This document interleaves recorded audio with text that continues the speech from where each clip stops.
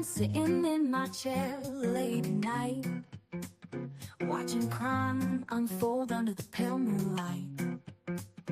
From the darkest corner, stories unfold. True crime jewels, she's brash and she is bold. On the YouTube screen, we're digging deep into the mysteries that never sleep. From missing kids in Tennessee to angry husbands named Barry. True crime's calling, and we're taking the time. So grab a seat, don't miss a beat. This True Crime Jewels got what you need.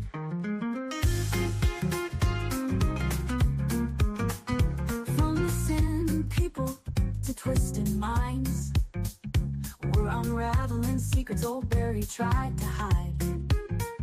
Every clue, every twist and turn. In the world of crime, there's always more to learn.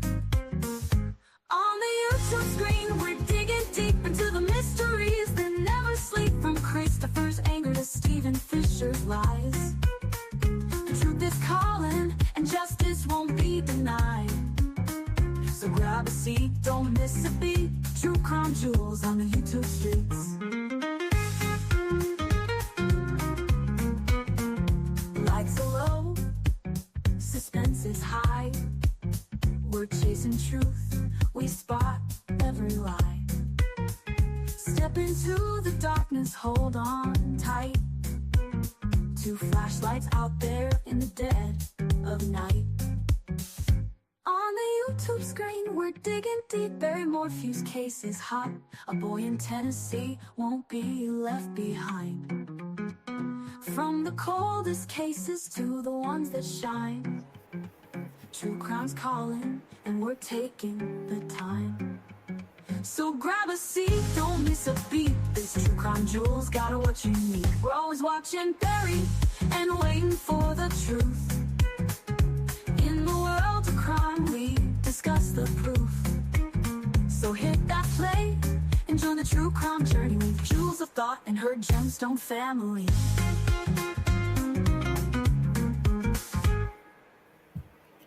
All right, everybody, welcome. I hope you guys are doing great. I am myself actually doing pretty good, except that I had a really rough day with work. And so I'm frustrated. And I said, you know what? I don't think I want to talk about anything serious because I'm, kind of mad about something that happened with work. And so I just need to chill out. So I'm here to chill out, and I hope that you guys will join me as we try to do this. Okay. We got some weird, the StreamYards looks really strange. If you can hear me, put a 1, please. Just so I know that it doesn't look like you guys can. I see somebody waving. Diane is waving. Anybody can hear me? Thank you, Team Doocy Doo. Okay, yay, good deal. All right. Okay, so I don't know what is the deal with my screen. Looks really odd. I'm not sure what that is about, actually. Let me see if this will fix it. A little bit. All right. Well, so anyway, welcome everybody. I want to jump in here. I don't want to waste a lot of time complaining about my day.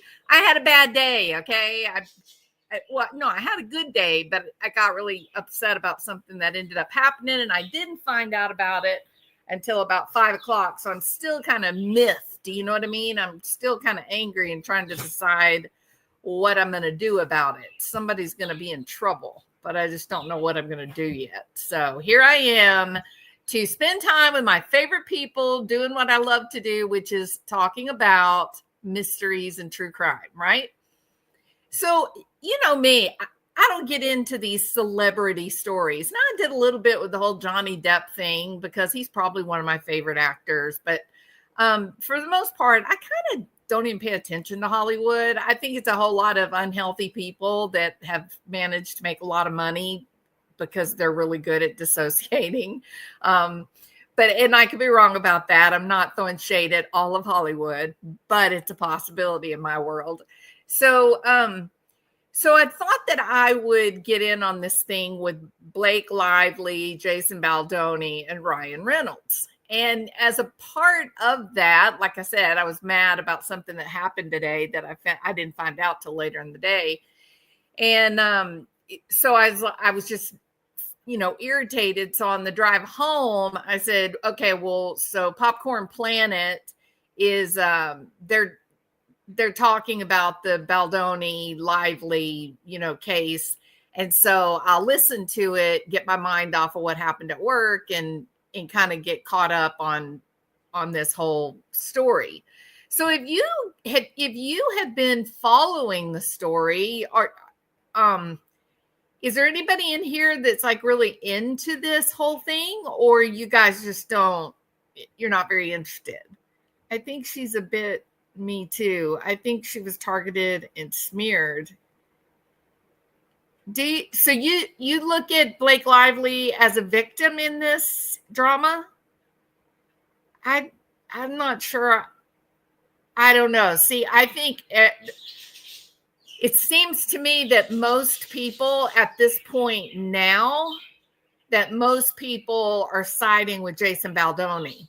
That Blake Lively and Ryan Reynolds, they've been pretty shady, right? I think she was always a bully. I mean, it's starting to look that way, right? It is starting to look that way. And so, okay, so Need Some Z's is following it. Thank you for answering.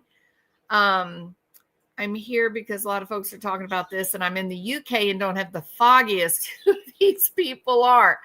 Okay, Patricia Burns. Well, I'm glad you're here. So maybe we can help you a little bit. So there's this movie that has come out. I believe, didn't it come out in December? Maybe it was November. Anyway, it hadn't been out, but just a couple of months. And it is a movie called It Ends With Us. It was originally a book that was written by this a neophyte writer, a new writer on the scene, Colleen Hoover.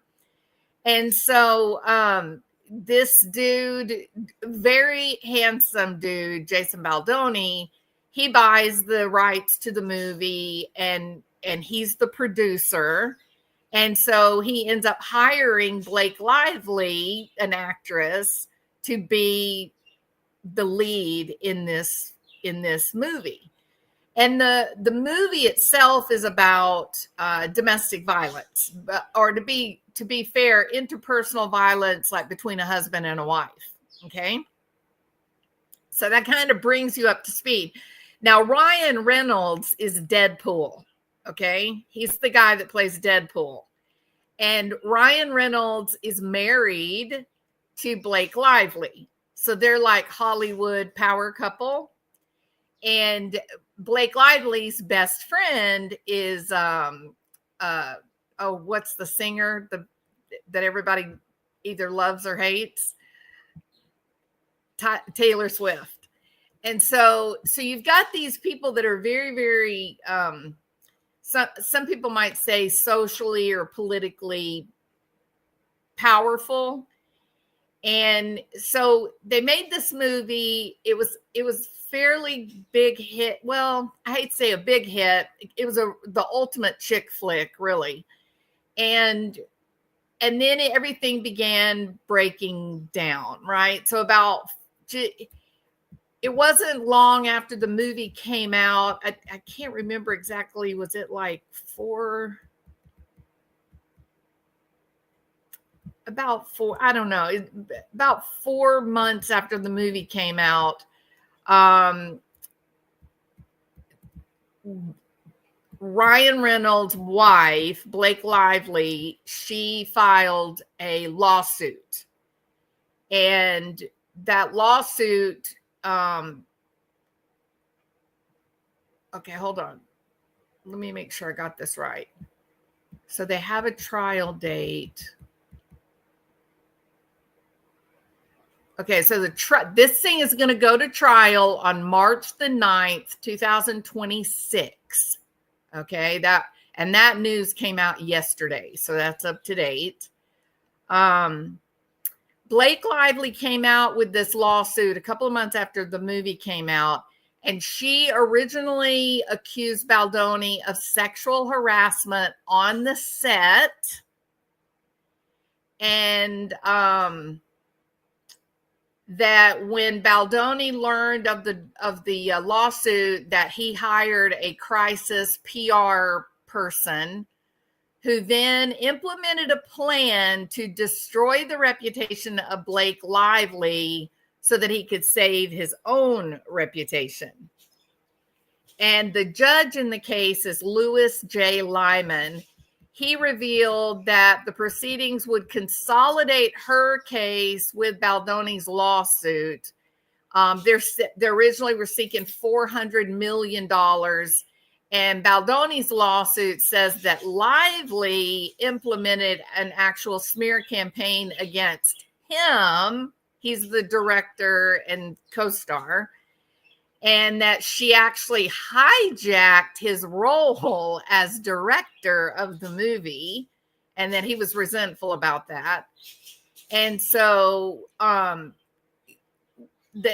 with Lyman, with the steps that have been taken with the court, they now have like a really good timeline, and they know how things are going to proceed to trial. And so the first thing that we're going to see is a pre-trial conference on February the 3rd, which is coming up, right? Like next week. Now, Lively has asked for a gag order to be put on Brian Friedman. And Brian Friedman is Baldoni's lawyer. And he's all but said, I'm going to bury Lively and Ryan Reynolds.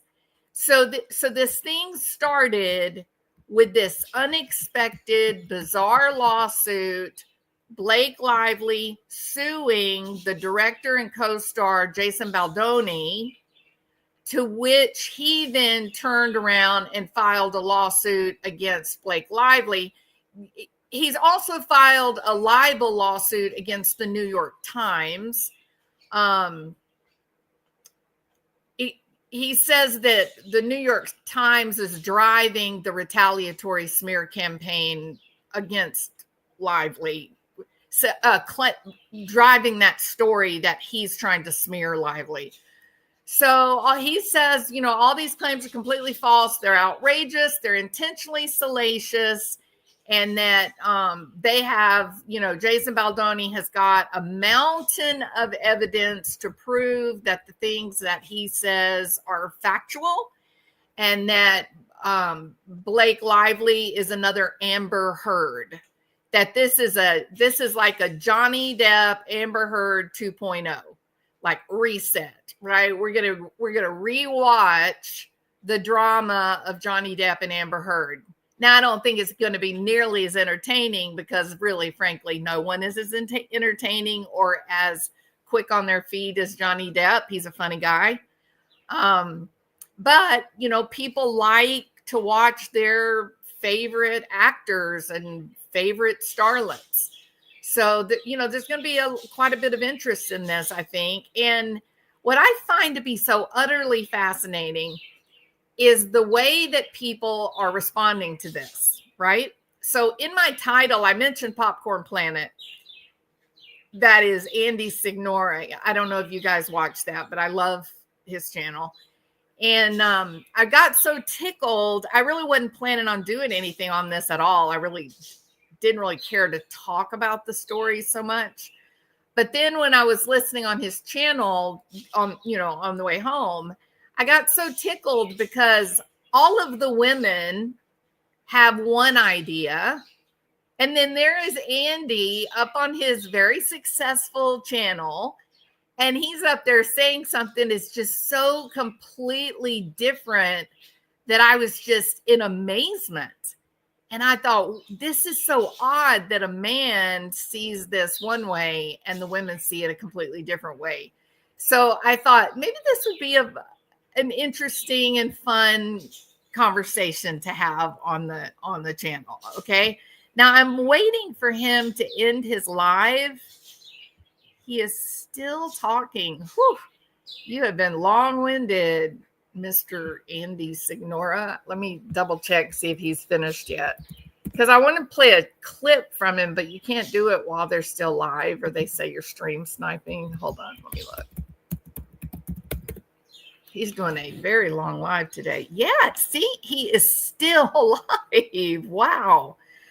Okay, well, all right. So I can't play the clip yet, but we will. Okay. So this movie, it ends with us. It's supposed to be like this poignant tale of interpersonal violence. And you know, the first hint that there was trouble was when Blake Lively and Baldoni were doing the red carpet thing promoting the movie, right? And people began to go, okay, why are we getting any photographs of these two together? Like, we've got here they are headlining this brand new movie that's supposed to be this great work of art addressing the problem of domestic violence. And we're not getting these people, we're not getting anything with them together. They were not doing any interviews together, which was very unusual. And then people began noticing that there were no photographs where they were together. And so then they started really paying attention. And even when they were doing events together, they wouldn't make eye contact with each other. If like one time, Baldoni's hand kind of brushed up against Blake Lively's arm, and she almost flipped him away with her arm. Like, she kind of pushed him back, like, "Ew, don't touch me." And so people began seeing, okay, there's no joint photos. There's no social media interviews together where they're joking and talking about what great friends there are. None of that was happening. And so it was clear that something had happened. There was even some conversation that some people were saying maybe they're acting out the cycle of abuse, right? Maybe this is contrived, but now, after tension was escalating, and then finally you get this drop of legal documents that Lively has accused Baldoni of sexual harassment. And then after production ended, that there was this smear campaign against her. Almost immediately, Baldoni, claps back and he denies all the accusations. And then he says, actually, Blake Lively's the problem. She hijacked my film. She took over directorship from me. She was telling me what to do. She was telling the other actors and actresses what to do. She was difficult to work with. And then he comes up and he says that she and her, I can't remember what they called it, high-powered friends. I think that's what they said. She and her high-powered friends had actually cornered him and put pressure on him to really sort of back away and let Blake Lively sort of be the figurehead on this movie. Taylor Swift came into the room and talked about how brilliant Blake was and that they needed more women directors in Hollywood. And then, of course, Ryan Reynolds a couple of times pulled rank and made some phone calls and said some things directly to him.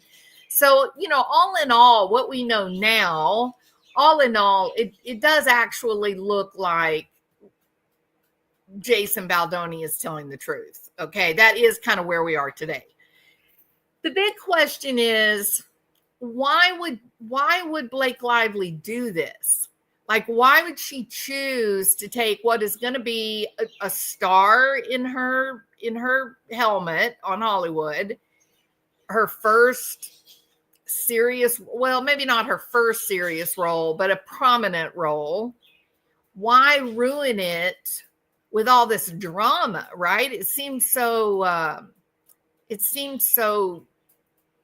pointless and silly and didn't seem like it made much sense. So why did she do it?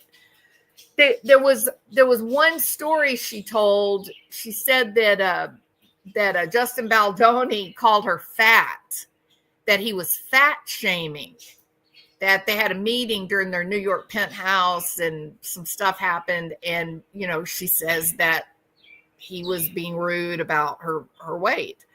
The truth was, it came out now, that he has some kind of back injury, and he was worried about, I think he was supposed to like pick her up, like when they were dancing or something. He was supposed to pick her up. And so, he wanted to like check with his doctor if that would be okay with his back, and if that would be okay. But she was ingrained that was his way of making fun of her weight, which is kind of weird because she's not an overweight woman. She's a very beautiful, thin, in shape model, right? So it's kind of a weird thing for her to accuse him of. But nevertheless, he's shown proof now. He has witnesses that he does, in fact, have a back injury, and that he had spoken to the trainer on set about his back and how to pick her up so that he wouldn't hurt himself. So that's just one thing that he's been already able to come out and show proof that what she's saying is just a bald-faced lie. It's just not true. And so when you hear that, then the next step is to go, but why, Blake? Why do this? Like, what good could have possibly come from something so silly? The truth is, it's caused a lot of people to turn off the movie. There's a lot of people that don't want to even watch the movie because there's a lot of conversation that they feel like Blake Lively is basically Amber Heard, that it is a Me Too ruse, and that maybe somehow she's trying to use this role in this movie to elevate herself in Hollywood. But that it really doesn't bear any resemblance. And also you have to consider Jason Baldoni is definitely not Ryan Reynolds. So in terms of just social, financial, and political power, Ryan Reynolds just blows Jason Baldoni out of the water. It's like watching the 8th grade Pee Wee football play against a college football team, right? The power differential is enormous. Okay. And Baldoni is aware of that. Like, he talks about, realizing that he was being pressured by these very powerful people, but he has chosen to stand his ground and stand for, truth, I guess. So, one attorney has come out to say that it's not just about the allegations that were made. It's not just about having your feelings hurt because these things happen. But in the case where it's big money, high profile people, it's really a battle for public perception. That if both sides are playing the media game, then the prize is not the money or the guilty verdict. The prize is controlling the narrative of the public. That these types of public battles, that they're opportunities to grow your fan base. And can we be honest? If you look back at Johnny Depp and Amber Heard, Johnny Depp was this huge powerhouse actor. He is more recognizable than Jesus. His face is more recognizable around the world than Jesus. That was a true poll that was done. People were more likely to recognize Johnny Depp than the face of Jesus. It was so amazing. So here's this guy, powerful, tons of money, tons of public knowledge. People love him, know him, Here's little obscure Amber Heard, and with her playing the Me Too game, accusing him, faking an injury, accusing him of domestic violence, he was basically blackballed in Hollywood. He lost all of his roles, not only what he was currently in, but what he had already committed to as upcoming movies. He lost everything, and she began getting some really, really sweet deals. And he didn't fight back. Even though they were lies, he didn't fight back. And finally, she just kept going. And he finally, at some point, he said, you know what, enough. I've got to show the proof. It's going to make her look real bad, but I'm being destroyed by a bunch of lies. And so they released the recordings, and the recordings had all the truth. She was taunting him. He was saying, I'm not going to hit you. She was calling him horrible names. You can hear her slapping him.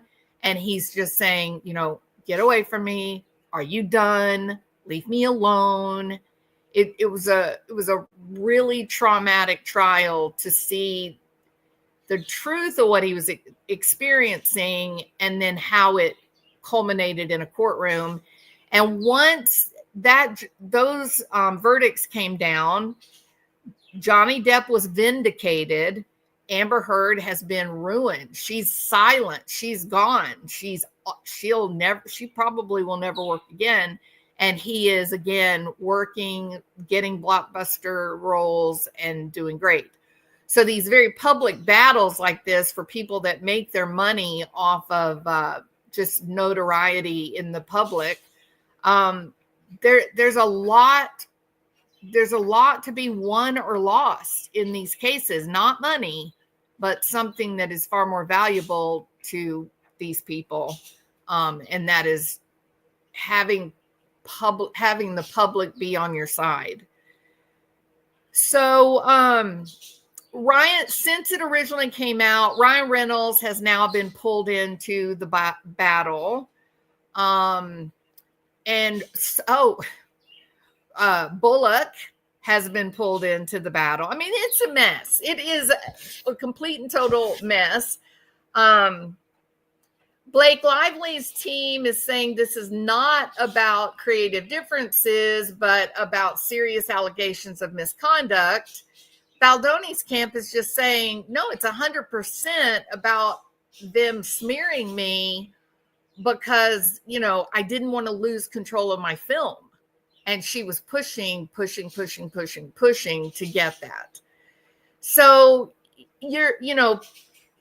people that are interested in Hollywood, they're drawing sides up. They're trying to decide which person they believe in, which person they don't believe. And so I thought it might be interesting, especially because we're looking at, court movement starting February next week sometime, and then the trial in March. And so I thought maybe we should go ahead and kind of start talking about it a little bit.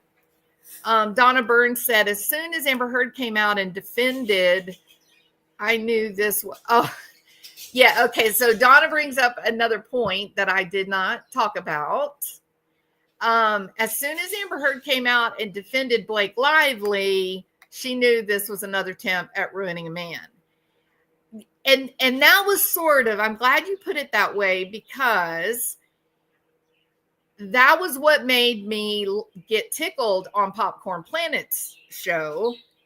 Is he was talking about her potential motivations, why she may have taken this lawsuit out, what could be driving it, all these types of things to speculate upon. And like you're saying, this would be just another attempt at ruining a man. So Donna, you feel like ruining a man just for the sake of ruining a man? You think this is a girl power move? Is that kind of what you're thinking?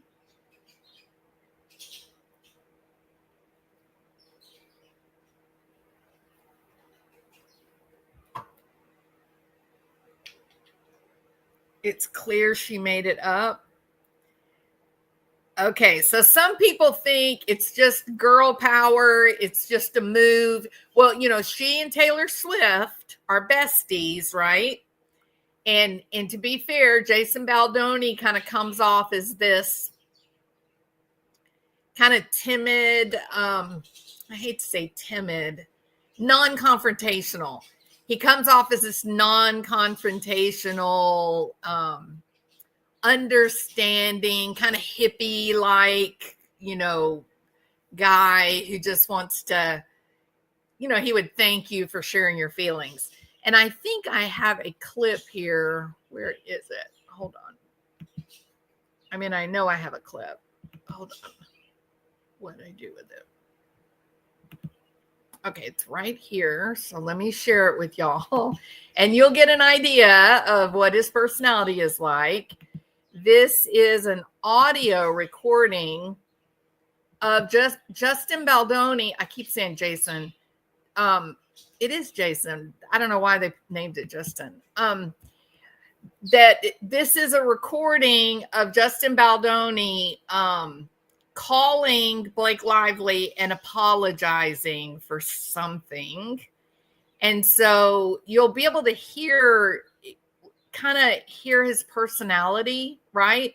But also I was thinking, is it really his personality? Is he timid really? Or is he showing deference to a very powerful, well-connected, wealthy person that he's trying to make a movie with, right?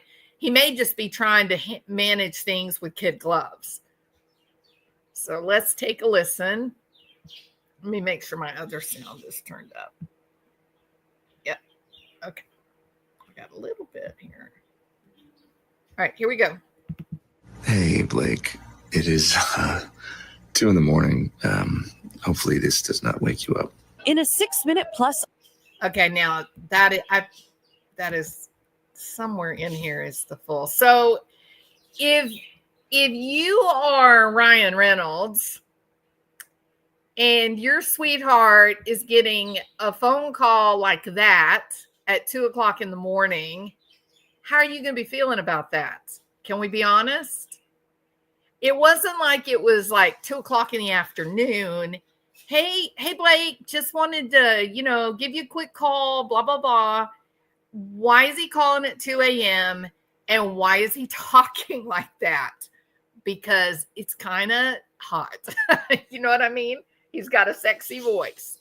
So there's something already that seems kind of strange, correct? Let me make sure I'm at the front of this. Sorry. I for sure fell short, and you worked really hard on that. Baldoni also telling Lively, promising. Okay, so nothing more exciting to me, like that I get to work with Blake Lively and have her, all of her. I mean, that's what I want. This is happening at 2:00 in the morning. Okay, 2 in the morning. So I'm just going to ask a question, because we in this channel, we're not a group of like 20-year-old women, right? We've all kind of dated and done all that. Do you believe that this is an employer talking to his employee? Or do you believe that this is someone who in some way is emotionally connected to her? Drunk dial? I don't think he sounds drunk. I think he sounds something else. It is very saucy, Steady Nona. I saw an interview he had with his wife at their home. To tell you the truth, I'm not sure what to believe. First, I believe Blake, but now I'm confused. I'm the type who likes to get all the evidence first before I make up my mind. Exactly, Nancy. And we're getting close now to the start of the trial, so it's kind of a good time to start getting it together. She sent him a message at 1 a.m. just before. That is why he's responding. See, I didn't know that, Lise. So Sippin' On says she totally cheated on Ryan. There were some very steamy scenes. True. I don't interpret this in a sexual way. He is dealing with a head case and doesn't want problems. I don't take much from the tone. Well, and I did, and that's one of the things that I said needs some Z's. I thought, okay, so initially when I listened to the audio, I thought, no, that is not an employer dealing with an employee. They definitely have something else happening. Like, what the hell did that mean? I have all of you. Like, what do you mean? I have you, and I mean, I have all of you. What you talking about? Okay. Then I got to thinking about it, Z's. I got to thinking, wait a minute, if she's on set being extremely difficult, maybe he already knows, hey, this chick has the potential to be a real problem. I better treat this with kid gloves. It's definitely possible that he read her as the type to need compliments up and down and was playing her. No, I totally agree with that hybrid. And she's an actress, right? So they do seem to be kind of, bottomless pits of needing affection and recognition. So need some Z. Do you mind if I ask need some Z's? Are you male or female? I'm just curious about the point of view. I don't really know who recorded it, Donna. Maybe that's why she's pulling this crap. Maybe someone called her out for something. Oh, there was a lot of calling out. Yeah. Okay, so need some Z's is female. Sometimes the truth's in the middle, but 2 a.m. with that sexy voice is weird. Yeah. It would be interesting to know if he came on to any other females in other movies. Okay, so great question, Nancy. I have an answer for you, okay? So far in this, argument, this big legal, very public battle, there have been people that have come out with additional negative statements and events related to Blake Lively. And not one single person has come out to say anything bad about Justin Baldoni. Not one.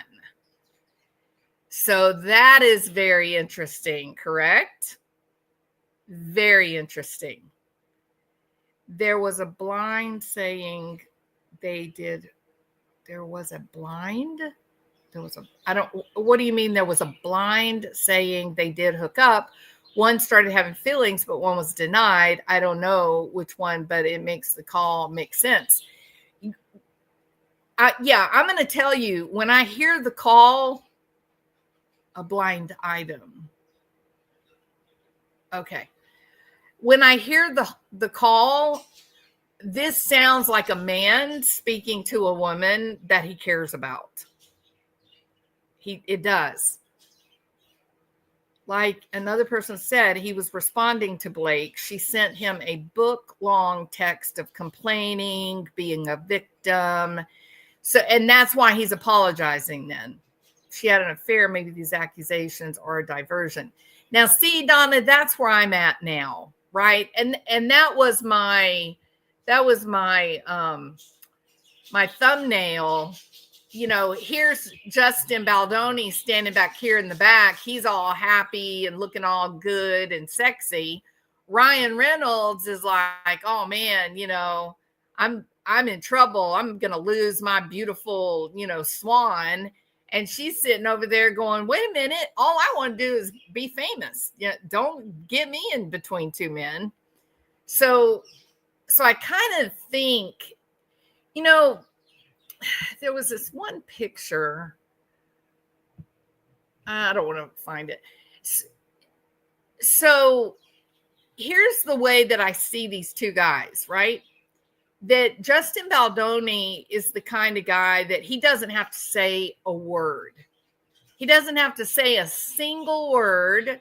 Most women will just swoon. He's just Hollywood beautiful, right? He's just a hottie. And it doesn't require him to have a good personality. He is all by his little self, no words coming out of his mouth. He is the prize. Okay. I'm talking about from a shallow appearances only point of view. He's a good looking guy. Ryan Reynolds, not really. One of the things that makes Ryan so attractive is that he's a funny guy. Ryan Reynolds has a great personality. And he's the kind of guy, when you first see him, you don't swoon. You don't go, oh my God, he's so hot. But then after you sit there and have a conversation with him, then you're enchanted, right? He's a charming guy. Those are two different things.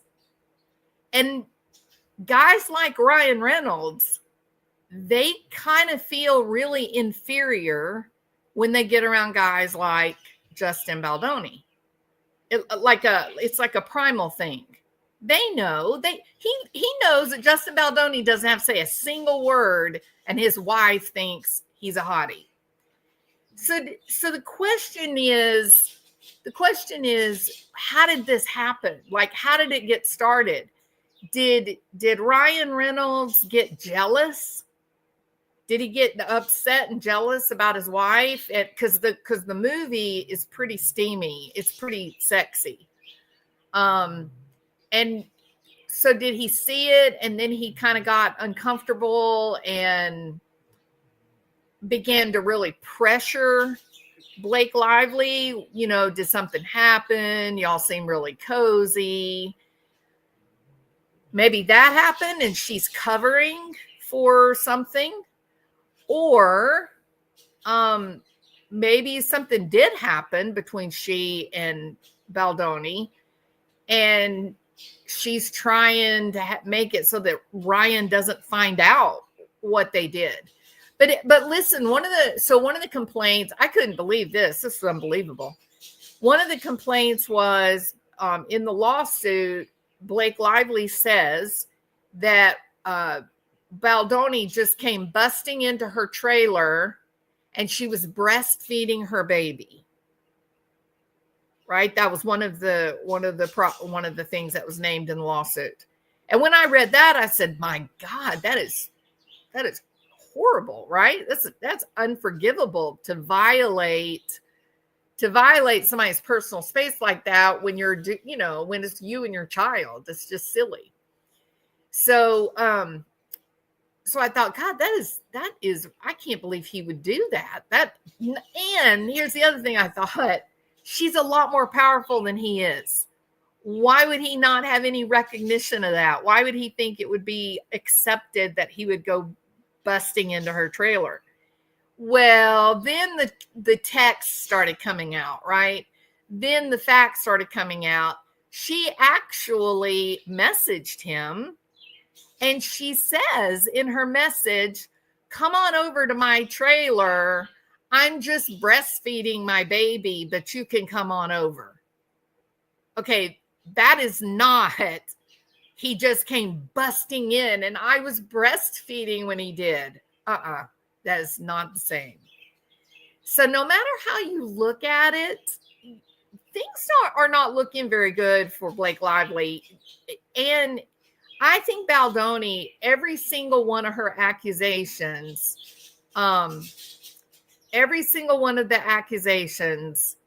he has been able to present actual evidence that just point blank shows that she's completely misrepresenting or lying about what actually took place with that one event. And here's the other thing. There's not been anybody else to come out and give negative accusations against the guy. What's the likelihood of that happening? I mean, even here on YouTube, this silly little social thing that we have going on here. Think about it. If one creator gets into a bind and someone starts saying, "Oh, that creator did something bad to me. They were mean to me, blah, blah, blah." What suddenly starts happening? You get 15 other people that come out and they say, "Oh yeah, that creator was mean to me back in 2008 and it was awful and I was traumatized." You get tons of people that come out and bandwagon. They all jump on the accusation train, pointing fingers at whoever is, on the chopping block. But in this case, which is very curious, in this case, Baldoni is the guy that has the least amount of power, and no one has come out saying, "Oh yeah, girl, he did it to me too." No one. So things are not looking good for the Lively Reynolds camp. Things are looking really, really bad. Now, one thing I thought in his voicemail, he says, "You're probably busy with the baby on your tit." Yeah, that's not very good, is it? There's no way any man would say that to a woman if there wasn't some form of personal connection. Thank you. Totally agree. That again, that statement, that's not a statement that an employer would just make to a normal employee. It wouldn't even come to your mind to say that. But if you have a personal relationship, you might. In my opinion, a civil lawsuit is financial and career death for her, and probably Ryan too, at least financially for him. The disclosure in civil lawsuits is pretty much anything at all. Yeah. And it's all, look at what has already come out, Z's. Can you imagine what is going to come out during the trial? It's going to be a mess. All of her statements have been proven lies. I mean, yeah, it's actually refreshing that Baldoni is able to just release the information. And I'm going to tell you another thing about this case that has really kind of gotten me to the point that I think I'm a Baldoni believer. I think this is another Amber Heard situation. I mean, I hate to say that. I do want to side with women and, do the girl power thing, but not at the expense of an innocent person. I have a son, have a brother. They're great people. Like, they're great people. I would never want them to be victimized by an angry female or a woman that had some kind of objective, right? And to issue these types of accusations, these are career-ending, marriage-ending accusations. Like, this is the kind of accusation that ruins your life. Exhibit A is Johnny Depp. And that Amber Heard, a little bump on her cheek and a story of violence, that's all it took to destroy Johnny Depp, who is technically a pacifist. He hides in the damn closet. Even as a young adult, he hid in his closet when his mom and dad would fight, when his mother would get angry. He's a pacifist, right? So to imagine that we have yet another woman, and I don't know what her motivation would be. There's a few things that I have in my mind, but the one thing I think I am sure of, I don't see anything that says that Baldoni is the lying. I see the exact opposite. Every single accusation, he's been able to prove that it was not true. And you don't have anybody else. You don't have anybody else that has come out accusing Baldoni of being a jerk. So Blake Lively's standing there kind of looking foolish, like Amber Heard did. I mean, it is very curious. And when you've got Amber Heard coming out and saying, "Oh, Blake, I support you, girl power," I was like, oh my God, I bet Blake was like, "No, Amber, shut up. Don't support me." Maybe Blake's heart flutters every time she sees Baldoni, and now Ryan looks more like Steve Buscema to her.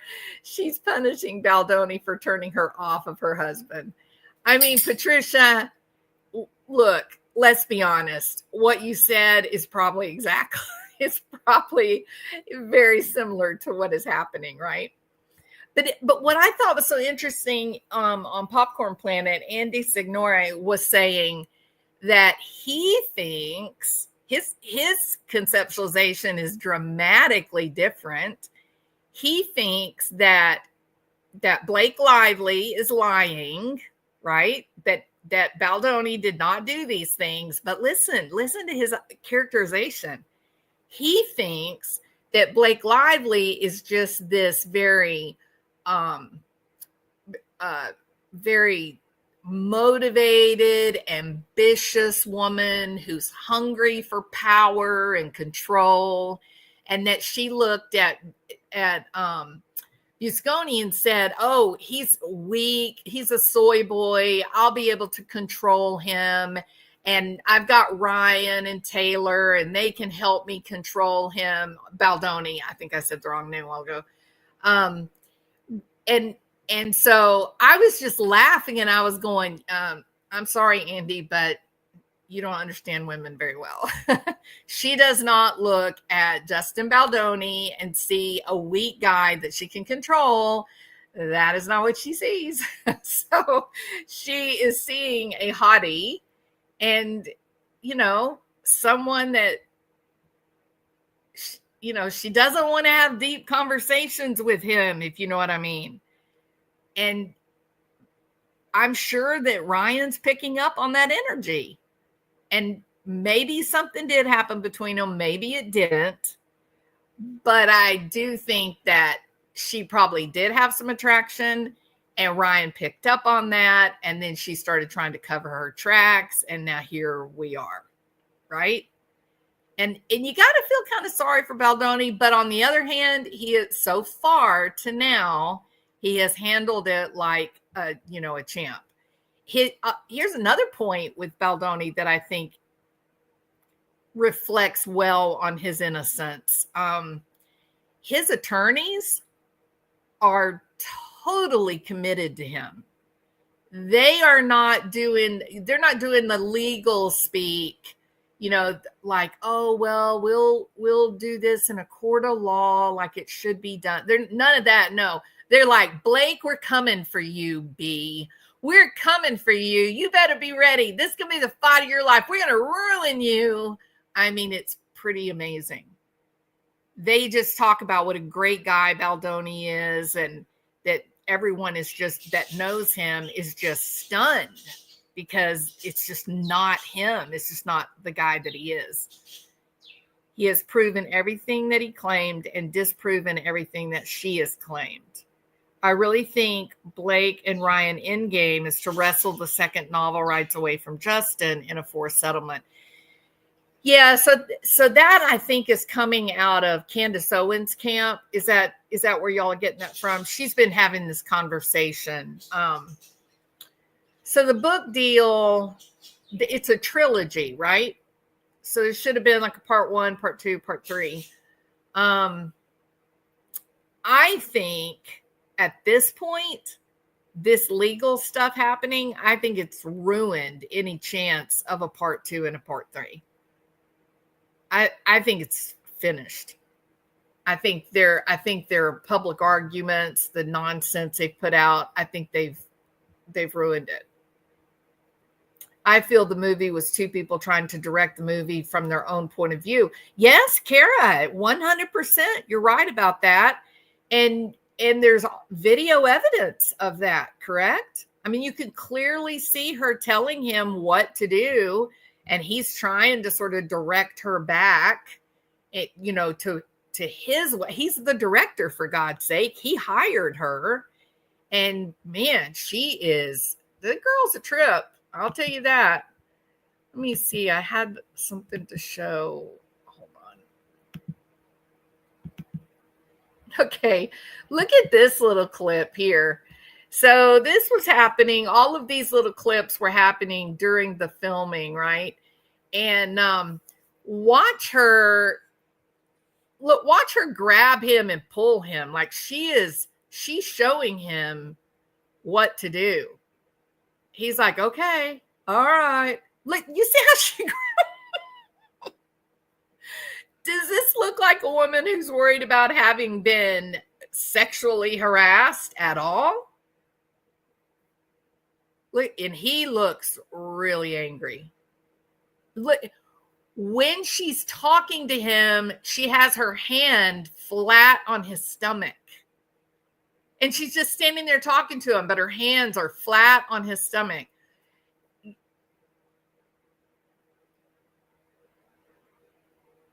Now watch the irritation. He is very uncomfortable around her.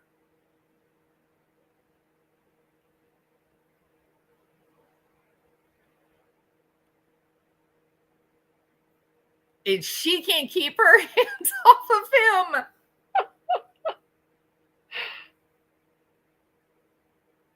You know what? If I was the attorneys, I would just let this play. Like when I was presenting my case, I just let this just play over and over and over. Look how angry he is. Her hand flat on his stomach while they're talking. Her grabbing him and pulling him up against her. Yeah, girl, you know what you did or what you want to do. He may not have done it, but you wanted to. All right. So what do you guys think after seeing this little montage of clips? What does that look like?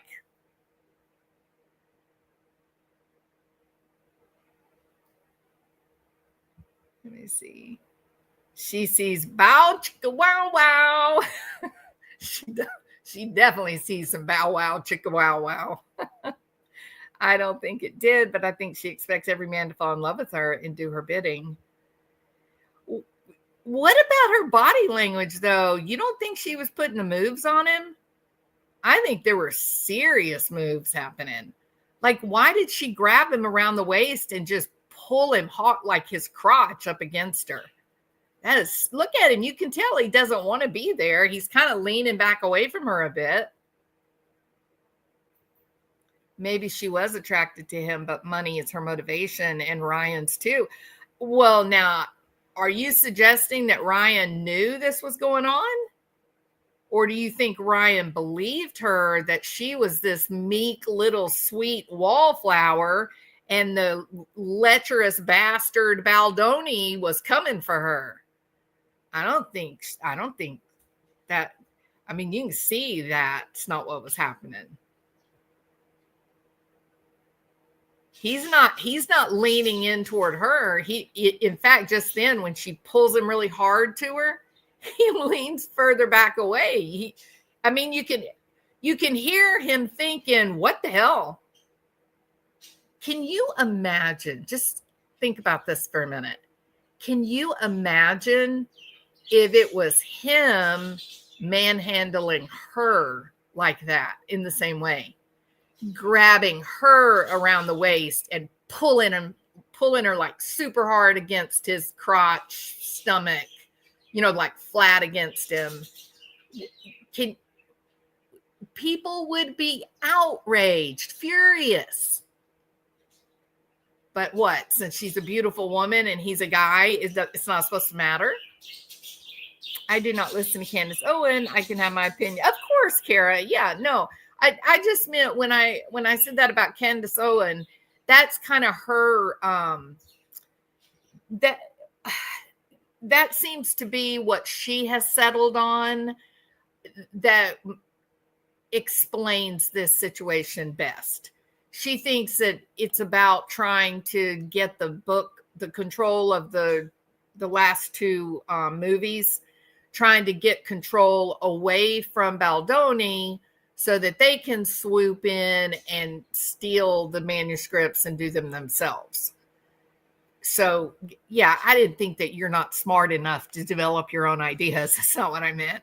I just meant that was, you probably would find it interesting to go over and listen to Candace Owens' group because she's thinking like you are thinking.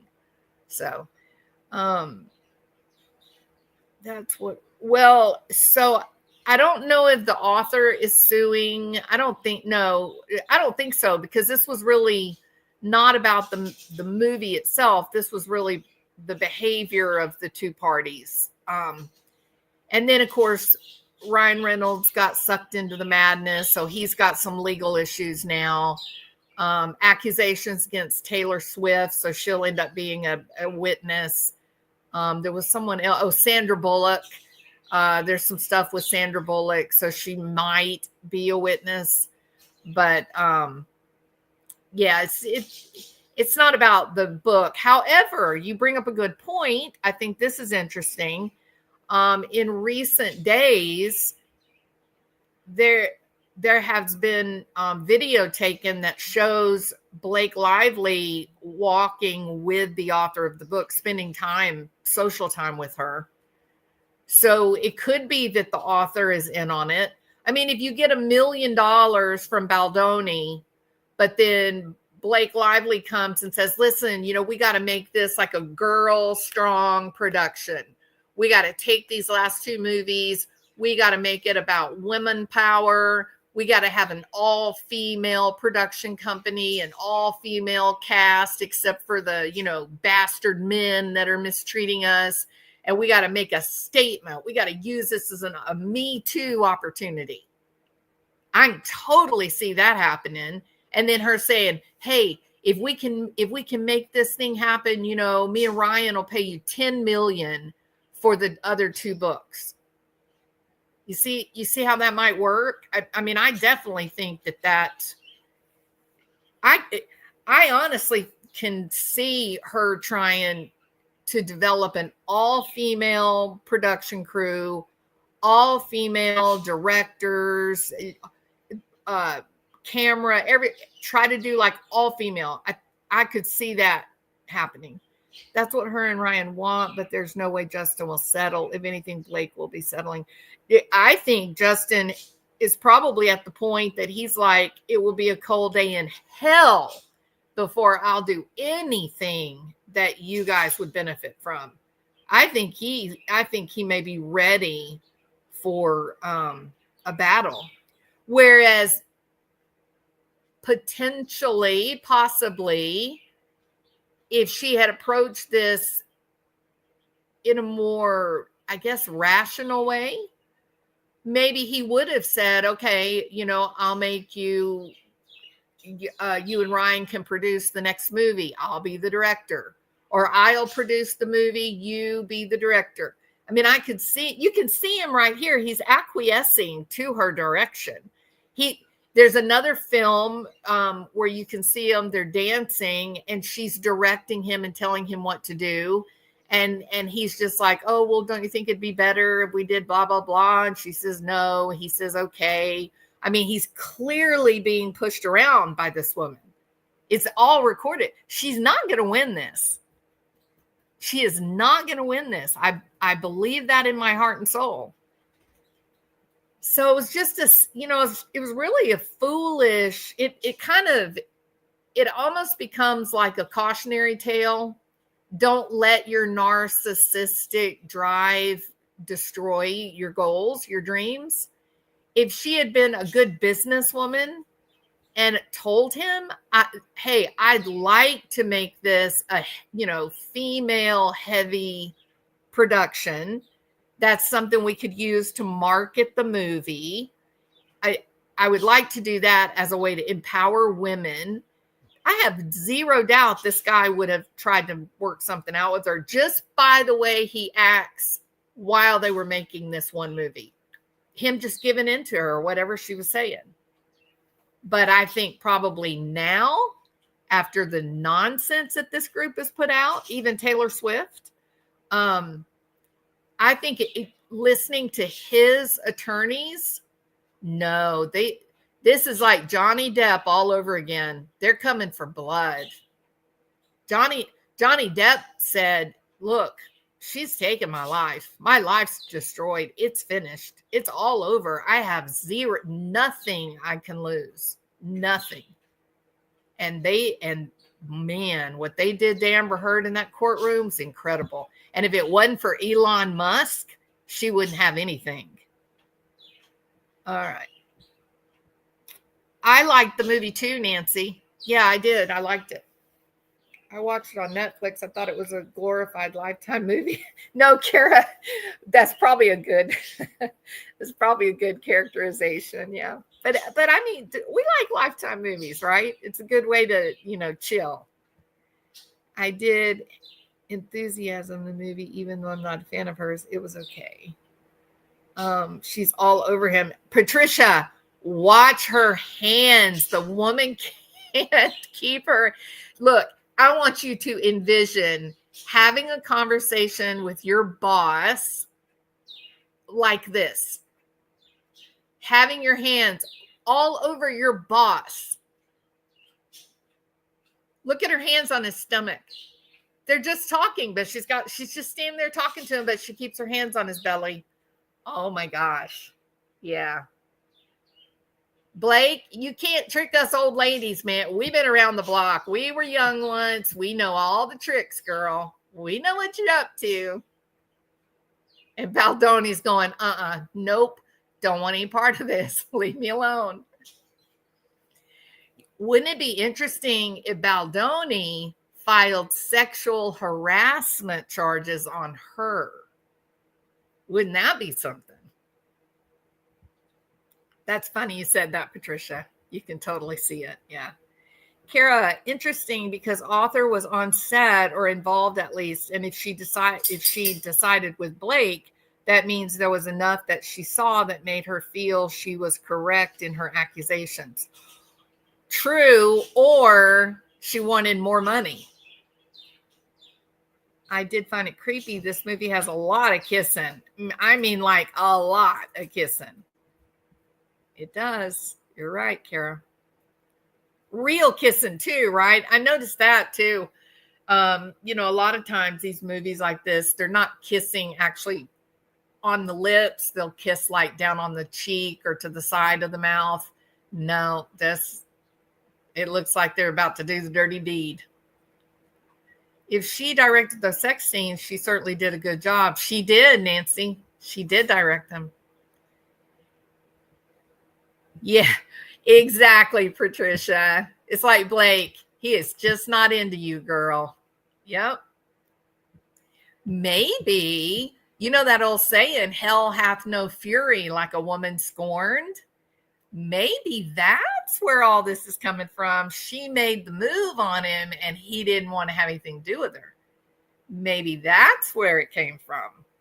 But there's also another, not like this kind of fun speculation, but factual, possibility. You see her baby. Her baby's not very old. She went through childbirth just a few months before all this, before they were filming the movie. Sometimes it's kind of hard for your hormones to get normalized, and it can be difficult. So maybe she really didn't have any ulterior motives.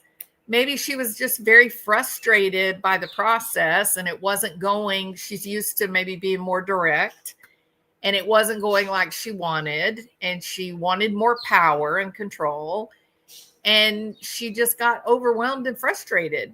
That's also a possibility. For your information, Blake was dating Penn Badgley when she met Ryan. Ryan was married to ScarJo. Yes, I do believe he knew. He said he would try to step back and keep his arms down. How could Ryan be okay with her pawing at him? I thought those scenes seemed very realistic and I thought it was good acting, but now I'm thinking again, maybe it was more. They are filming a movie. They are acting. Well, I understand that you're saying that needs some Z's. But sometimes Mother Nature takes over. Mother Nature is very powerful. You know what I mean? And it wouldn't be the first time that someone experienced a purely physical attraction, no relationship, no personal connection, none of that, no love, just pure lust. It wouldn't be the first time that someone would get themselves into trouble with lust, and then be confused trying to extricate themselves from that difficult situation. There's a lot of people cheat, need some Z's, and most of them tell you they wish they hadn't. That when they look back on what happened and how they ended up in that situation, they were just being stupid, and they hated that they did it. So I know they're acting. I know they're both in love with other people or have, good, strong relationships. I get that. But we're also talking about real human beings. See, Sketty Nona, that is another red flag for me. Correct? Ryan started going to the studio on location. So see, it seems like he was uncomfortable. Seems like he was beginning to get a little bothered. Now, was she saying, hey, this guy's being mean to me, or he's sexually harassing me or objectifying me, and so he went in order to protect her? I mean, that's possible. But it might also be that he's picking up on all this handy work from the strawberry blonde woman. What did Joe Walsh say? A cinnamon girl? Maybe he was worried about his cinnamon girl. Ryan Reynolds she claimed that he rewrote like some of the scenes, right? But we don't know that that's really true. I kind of think she did that she wanted it to be different, that she rewrote it. But when she did that interview and she said, oh, this is between me and you, Ryan rewrote this particular scene. I think that was just a dig at Baldoni. I think that was a power move saying, you're not as good as Ryan. Oh, there's a lot of control issues happening, Nancy. Everybody was vying for position, I think. Some of the footage is not during the scenes. Sandra Bullock, she's got a relationship with Ryan Reynolds and Blake Lively. They're good family friends.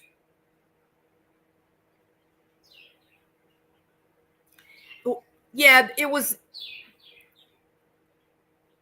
friends, right? They're friends, co-stars. He was making a joke. He's a funny guy. He's got a great personality. But it was dumb, is he not aware that everyone is hanging on every social media post that these people are making?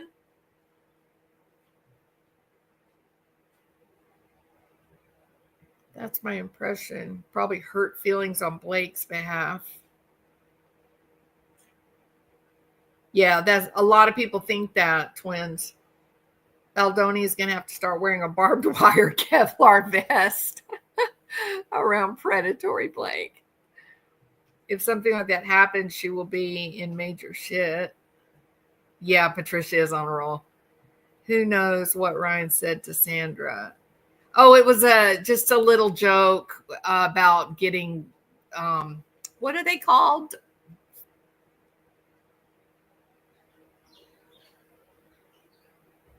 He made some kind of joke about having these people whose job it is to be on set when they're doing like a sex scene or a love story, a intimate scene. That person is there to sort of counsel them and direct them so that it doesn't feel intimate, so that they just stay focused just on the work and not have the emotional limbic reaction. But this film didn't have that. I don't know. Baldoni didn't hire it. Maybe there wasn't money for it. I don't know what the story was. But Ryan made the joke to Bullock that that's what he would be getting for, was it Valentine's Day or her birthday or something like that? She said, get a nose job. I think she said it would be sexier if they were talking. Yeah, when they were doing the dance scene. Yeah, there you go, during the dancing scene. Reynolds captioned the post. Thank you, Nancy Drew. Reynolds captioned the post. Happy birthday to the inimitable and stunning Sandra Bullock. For your birthday this year, I got us both intimacy coordinators and an HR department and clothing. It's kind of a interesting post from a lot of points of view. I think on the surface, you can definitely see the reference to Blake Lively and Baldoni's issues. But what else do you guys see? I see something else. I'm going to see if anybody else comments on it. There's something else that really stands out there.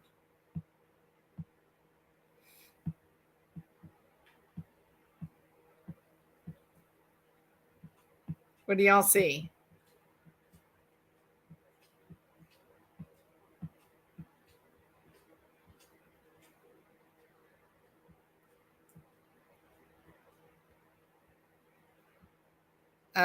Z says he was only seeing money.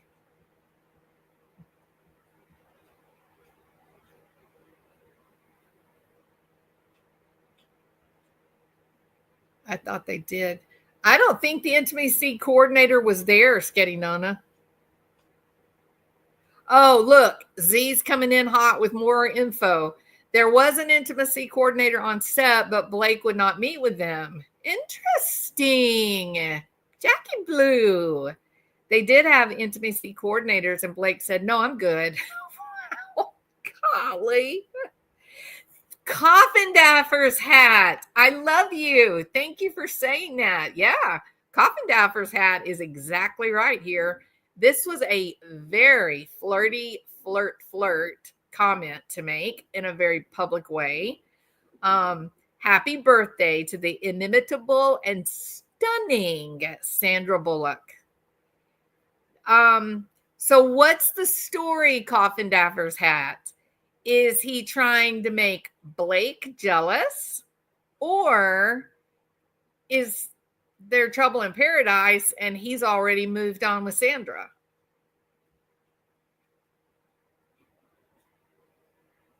That Jackie Blue, that's how I understand it too. Maybe that's why she was always pulling him around and telling him where to stand, because she thought she could do the intimacy coordinating better. The Proposal was released in 2009. Wasn't that a fun movie? Such a fun movie. Yeah. Okay. So Coffin Dapper says, no, this is a total, guy move. He's trying to make Blake jealous, which gets us to that, back to that point of, maybe there is something going on, or there was. Blake either having a real attraction to Baldoni, or, we're looking at it, right? Either she had a real attraction for Baldoni, or maybe they had one encounter, or maybe they did have an affair. And otherwise, why would Ryan be trying to make her jealous? That wouldn't make any sense, right? So, yeah, I think I think him going on the set, we get this definite flirty comment to Sandra Bullock. I think there's trouble in paradise. I do. And I think before this is all over with, I think we're going to see Ryan Reynolds and Blake split up. I think that'll be how it finally all comes to an end. Need some Z's. Unless you are Ryan Reynolds, you don't know if he's involved with Sandra Bullock or not. So I just saw a rerun of The Proposal. It was so cute. It's such a cute movie. It's one of the best movies of all time. When that bird comes down and picks up the little white fluffy dog, I choked. I was watching it in the movie theater, and it just caught me by surprise, and I laughed so hard, and I got choked on my popcorn. Such a cute movie. Yeah, but anything Sandra Bullock's in is absolutely perfection, right? She's the greatest. Blake is likely used to batting men off on the daily, but with Baldoni being rather indifferent to her, she's likely becoming addicted to the flush of hormones she gets in his company. She going to stalk. I'm going to agree with everything, all of the above. And you know as well as I do, a woman like her who is used to kind of taking her pick of men, like easily getting her needs met, those men that don't respond, when you're used to being able to control the situation and you run across somebody and they're not responding that way, that makes them all the more attractive, because they're like a challenge, right? It becomes a game. It's not about like falling in love and a real relationship. It's just a game. It's just grown-up fun playtime. If they had an affair, Justin would not be going so hard in the lawsuit. I think Ryan is more than likely pissed off at Blake for getting into so much shit, and the post was public humiliation. I mean, I agree with every word you said, Z's. I think you're exactly right. Kathy R., I can't read that out loud. Sandra lives in Austin like Matthew McConaughey and I are tight. That's my buddy. I once met Matthew, Seth Rogen, and Brad Pitt. Brad Pitt is another beautiful, beautiful man. He and Baldoni, yeah, hot tea. Yes.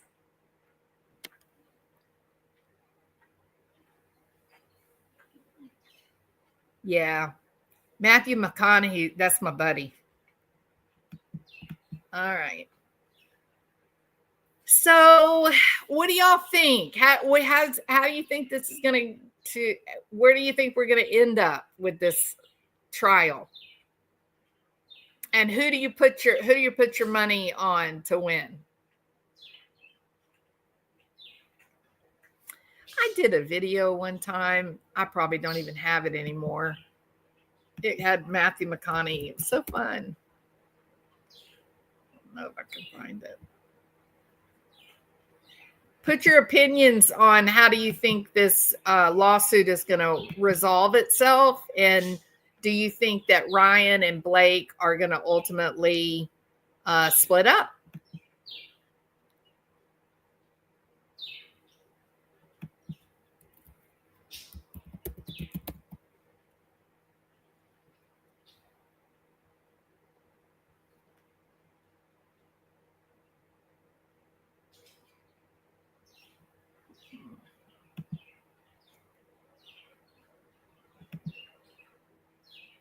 I can't believe Popcorn Planet is still live. That is crazy. He was kind of manicky, though. Welcome back, Diane. Okay, so Grandma of Twin says, I hope that Justin wins.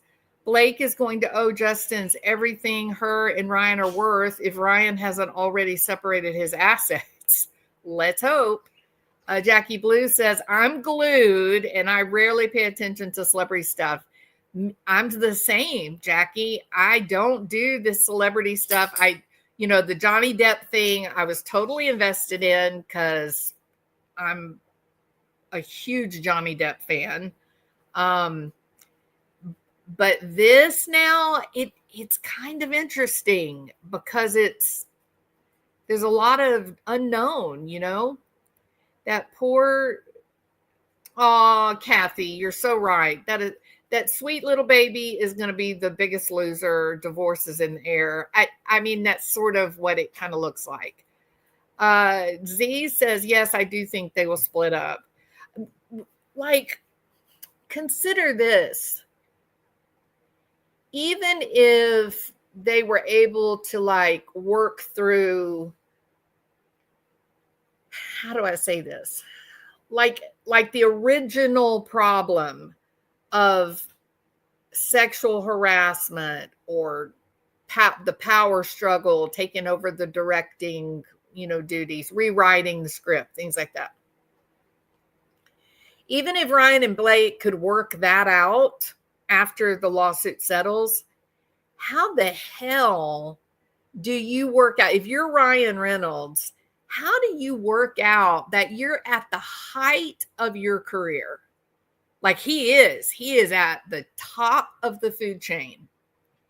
How do you work that out that you're sitting up there finally top of Hollywood, like everything you've always dreamed of, and then you get distracted by your wife and this silly power struggle with, an basically unknown or maybe lesser known actor / director?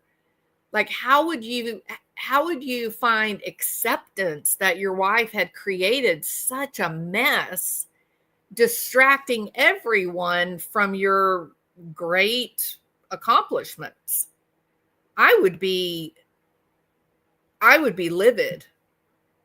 I would be livid if I had worked hard and I was at the pinnacle of my career and getting some kind of award or having articles written about me, and then my husband had an affair and started making accusations in public, and then things started being released and everybody was talking about it, I would be furious. I would be so angry that all of my hard work had been derailed by nonsense. This did not have to happen. The reality is Blake was the actress and Baldoni bought the script. He's the director and he's acting. She was 100% in the wrong. She had no right to trying to step in and rewrite the script and tell him no when he's trying to direct her. She was totally in the wrong. Totally in the wrong. And everything since then has all been, I think, vengeance to get back at him because he didn't just stand down and let her take over. So yeah, I think Z is right. I think Ryan, I mean, he's, he loves his family. He's, supposed to be a good guy and all that. But boy, this is going to be hard for him to get by, not just because of what happened with Blake, but for his own career, for his own peace of mind, for making his family so public, the children in this mess, I mean, it's even mentioned in the lawsuit about her breastfeeding. It's just messy from a family view. I mean, can you imagine if you saw that your husband was talking to someone about something personal about your kids? That'd be really hard to move past, So I do feel for Ryan Reynolds. I do think, he is not in an enviable position at all. I do think it'll be hard for Blake to get a job. This is like career suicide unless her husband is able to finagle some new movies for her and she behaves herself. Well, I agree with everything you've said. You remember Johnny Depp was finagling jobs for Amber Heard. In some weird way, do you think that Blake Lively is a top-notch actress? I don't think so. Like somebody said a while ago, the movie kind of had this feel of kind of like an enhanced Lifetime movie. But I thought Baldoni was great. I thought his acting was really intense and I thought it was really convincing. I felt a little... I didn't really connect with her in the movie.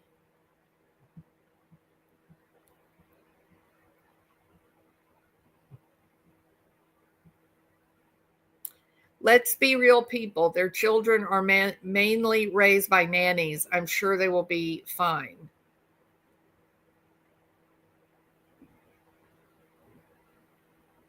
Well, I don't think children raised by nannies are fine. I think children do better when they stay at home with their parents until they're 3. Do you think Blake will blame it on Ryan if they split? Oh, yeah. No, I think she's proven she's the kind of person it's never her fault. I don't see a good way out of this. Preventing Justin from attending the premiere with the cast was a fatal mistake. It surely was because it was his damn movie.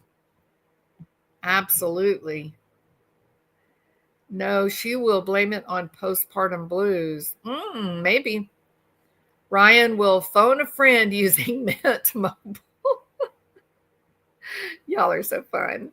I think Ryan likes having an attractive wife who is less successful than he is, but I think financial ruin is what will do them in.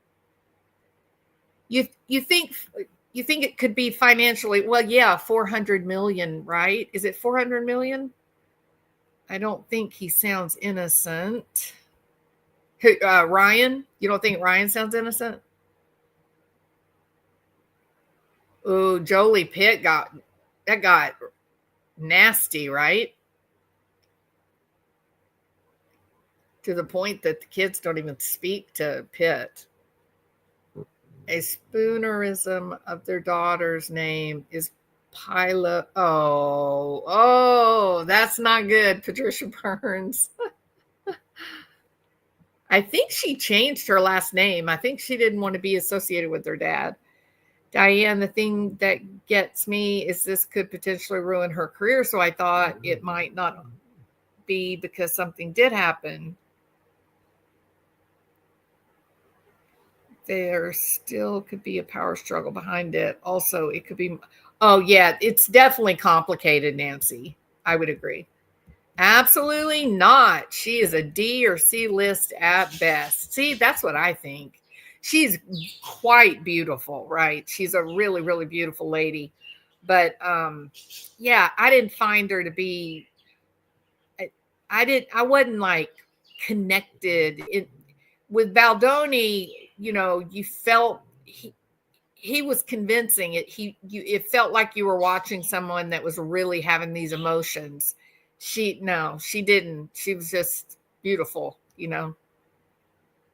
It should have been a really emotional role. Like it should have been you didn't even get the apex, where the violence peaks. That didn't even make it, did it? She didn't even get there where you're just sort of have your breath taken away. Like, oh my God, it's so horrible. You almost didn't notice that was the apex. It was really kind of anticlimactic, but I thought he was great. I heard Ryan is dating Big. Yeah, that's another story, right? That Barack Obama and Jennifer Aniston are dating. Yeah, she is incredibly beautiful, for sure. Yep. She's only in the business because her father was an actor and probably got her roles. Who's her father?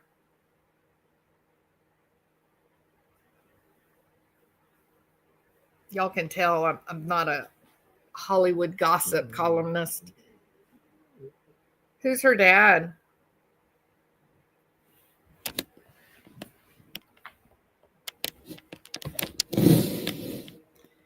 This is the mess that stars make when they have fickle personalities and giant egos. Yeah, look, totally her rewriting his script, telling him, no, you got to change this. That was 100%, 100% ego, for sure. John Voight. Very interesting.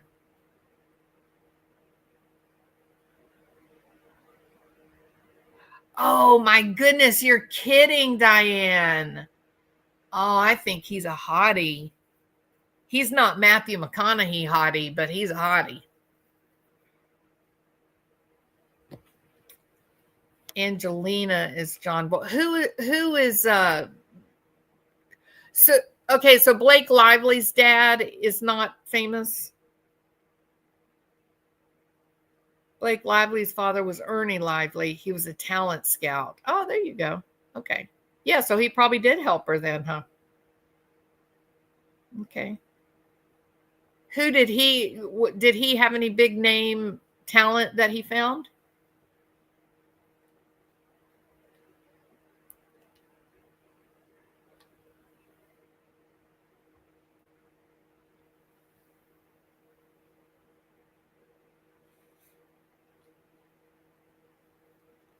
You think Ryan is better looking? Really? I think Ryan is the guy I would most want to go on a date with. I don't think I'd want to go on a date with Baldoni, but I'd definitely rather go on a date with Ryan Reynolds because he's so damn fun, right? He's an interesting guy. But just in terms of like, I guess, beauty, Baldoni is a cute guy. He's a hottie. Yes, he is an actor.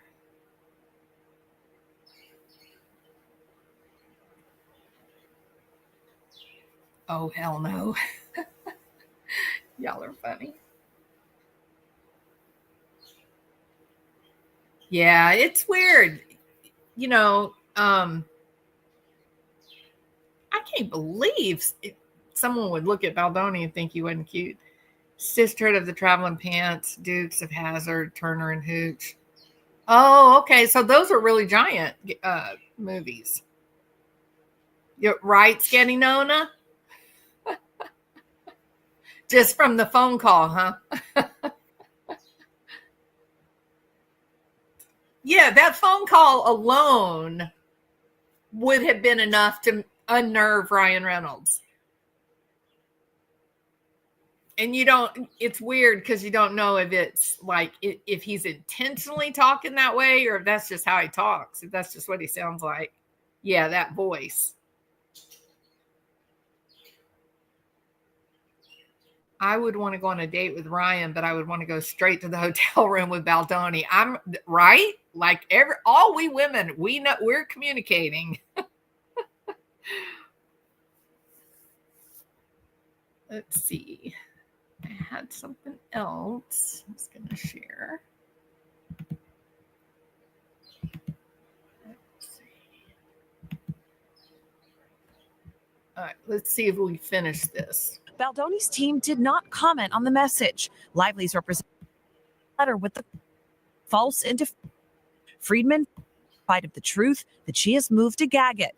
The gag order request coming after Baldoni's team recently released this behind-the-scenes footage from It Ends With Us, claiming it contradicts Lively's claims of sexual harassment made in a legal complaint last month.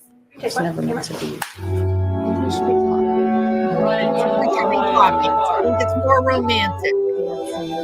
Dancing and talking.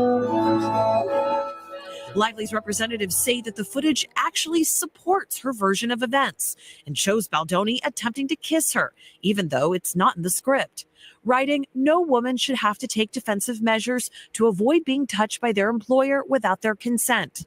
Okay, who remembers watching the little short montage where she had the palms of her hands laying on his belly?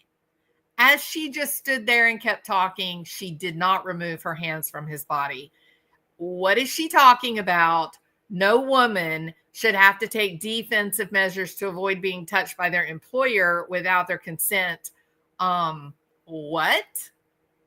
Now I ask you guys, if you're on the jury and you read this about, oh, she had to take defensive measures against him, and then they showed the montage, what would you be thinking if you were on the jury? I would just be like, oh my God, she's almost like humping him. I'm sorry for my language, but it's true. She is all over him. She is rubbing his face, his back, his stomach, reaching around his waist and pulling him hard against her. It is so unbelievable. And the scene says they're falling in love. That's what the scene says. It's so they are going to eat her lunch. I'm telling you, it's going to be bad. I hope Ryan Reynolds is preparing himself. If I'm on the jury, she would be toast and owing him every penny. Yeah, Ryan, you better listen up, buddy. You better get that company separated. You better get her off all your stuff because it's about to go down. It's going to be rough. All right, let's keep going. The feuding stars appearing in public with their respective spouses over the weekend. He also kind of looks like Luigi Mangione, doesn't he? The United Healthcare shooter. He kind of looks like that dude, too. Maybe if they do a movie about Luigi, maybe Baldoni can play him in the movie. Lively and husband Ryan Reynolds posting. Okay, I just want everybody to look at Ryan Reynolds for a minute, okay? You're going to tell me that is more sexually provocative than Baldoni? No, he just looks like a cute little happy boy which is attractive. I'm not saying that's not attractive, but the thing, his power is his personality, the way his brain puts ideas together, how quick-witted he is. That's why women respond to him, because he has, a beautiful brain, right? He's got a great personality. But you don't look at him and go, ooh, hubba hubba. But with Baldoni, yeah, you probably do look at him and say hubba hubba, if we want to be honest. To Instagram with a friend and fellow actor, while Baldoni vacationing on Maui. Okay, one more I need to say. Right now, as we just sit here looking at our computer screen, did any of you go, oh, hubba hubba? And the man is just in an old t-shirt with a cap on, kicking around a soccer ball and looking good, right?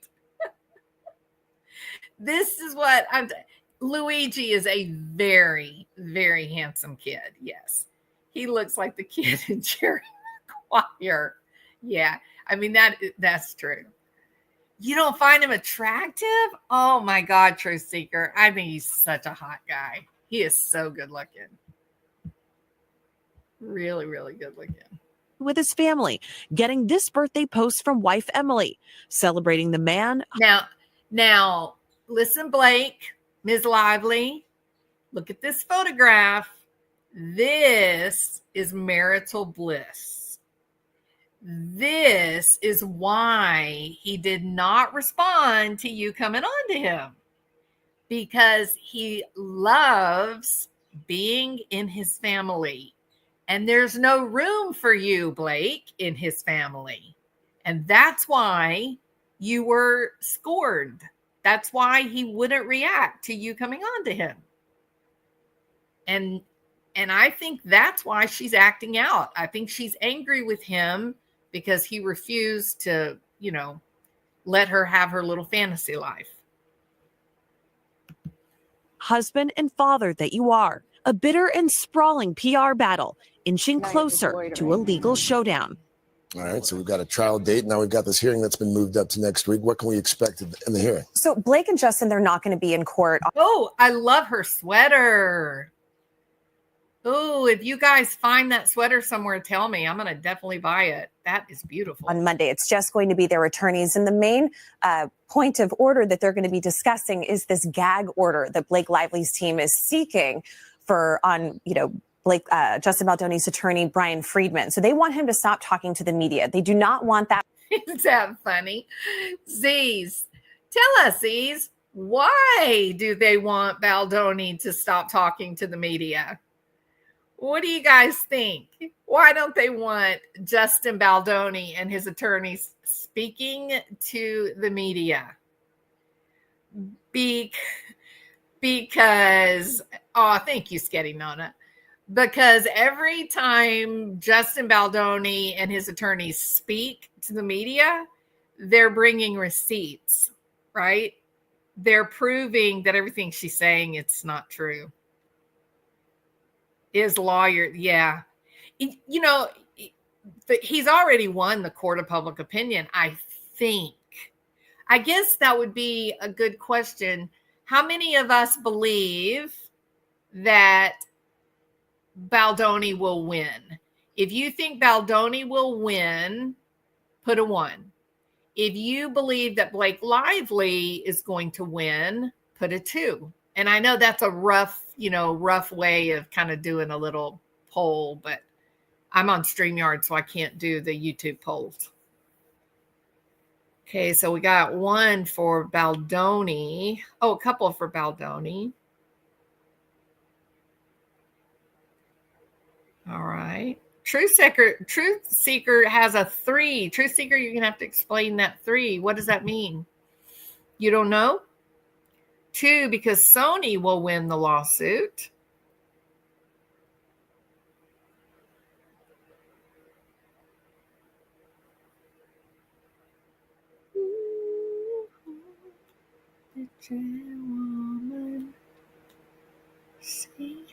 Okay, and put a 3 if you're not sure. And to be fair, Truth Seeker, there's still a great deal of information out there that we have not talked about tonight. Because this was, hey, June, this was an introduction, right? This was oh my gosh, we've got an actual hearing next week. And we have the trial starting in 5 more weeks. So this is just getting acquainted with the main players, seeing what the surface issues are, and then we'll go deeper into specifics. And then we'll be up to speed and ready to go when the trial comes around.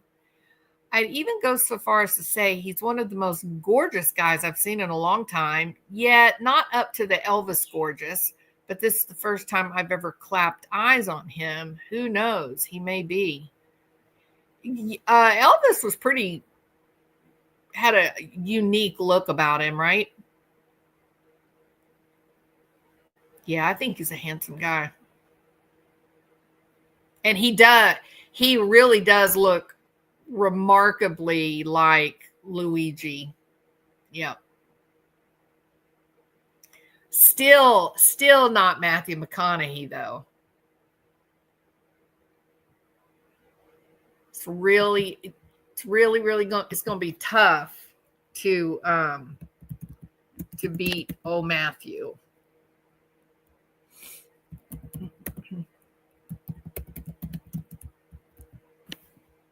I have to see if I can find that video I made about McConaughey. It was cute. It's like a music video.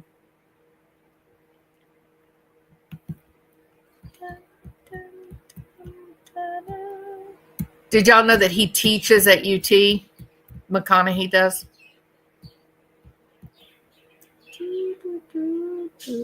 Rocky Mountain Way couldn't get much higher.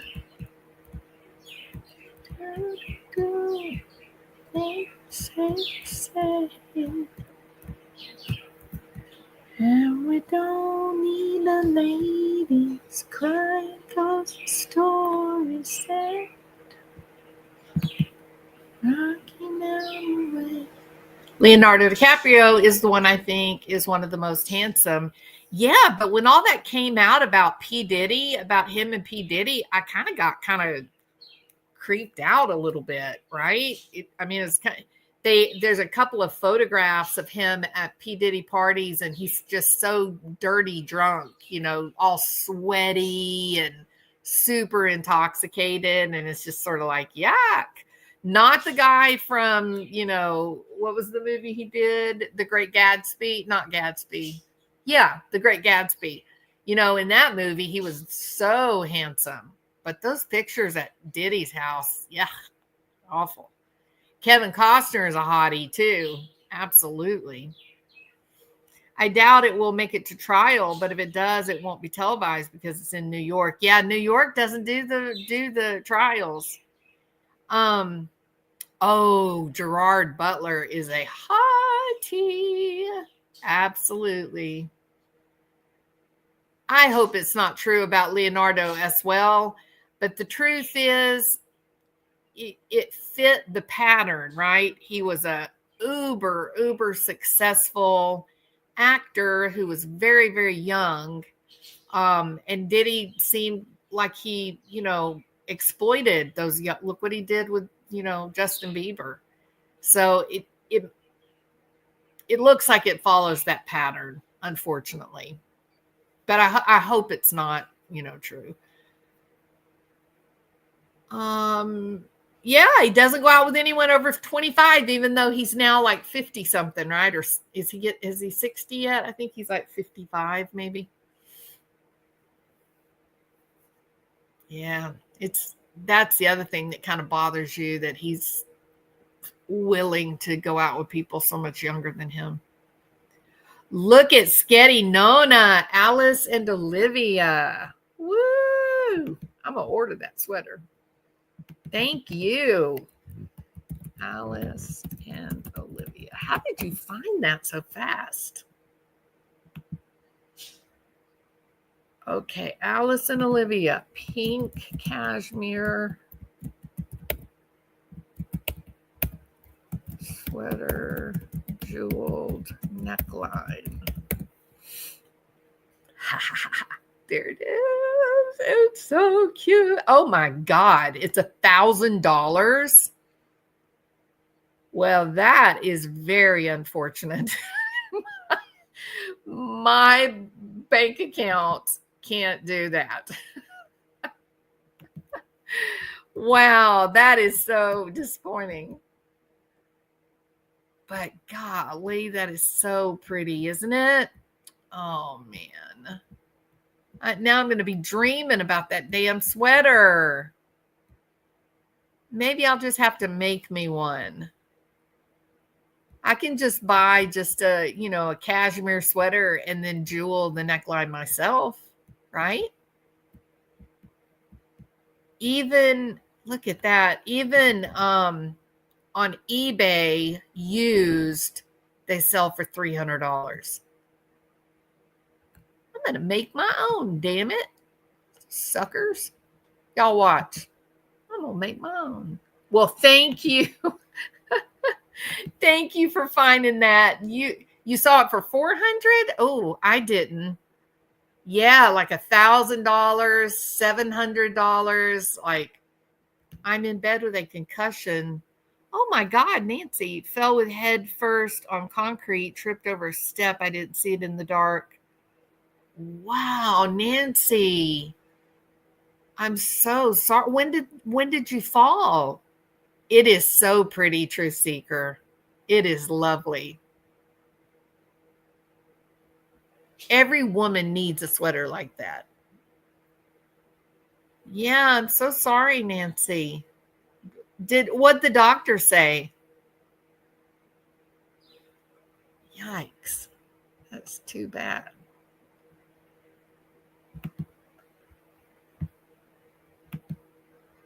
It's so silly. What in the world could be so valuable that sweater would be $1,000? It's just goofy. Silly, silly. Oh, well. We'll just have to make it, won't we? It's called the Alice and Olivia Dolly.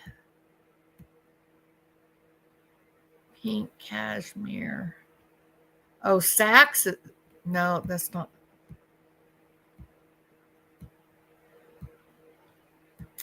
I think I'm going to find a cashmere similar to it, and then I'm going to jewel it.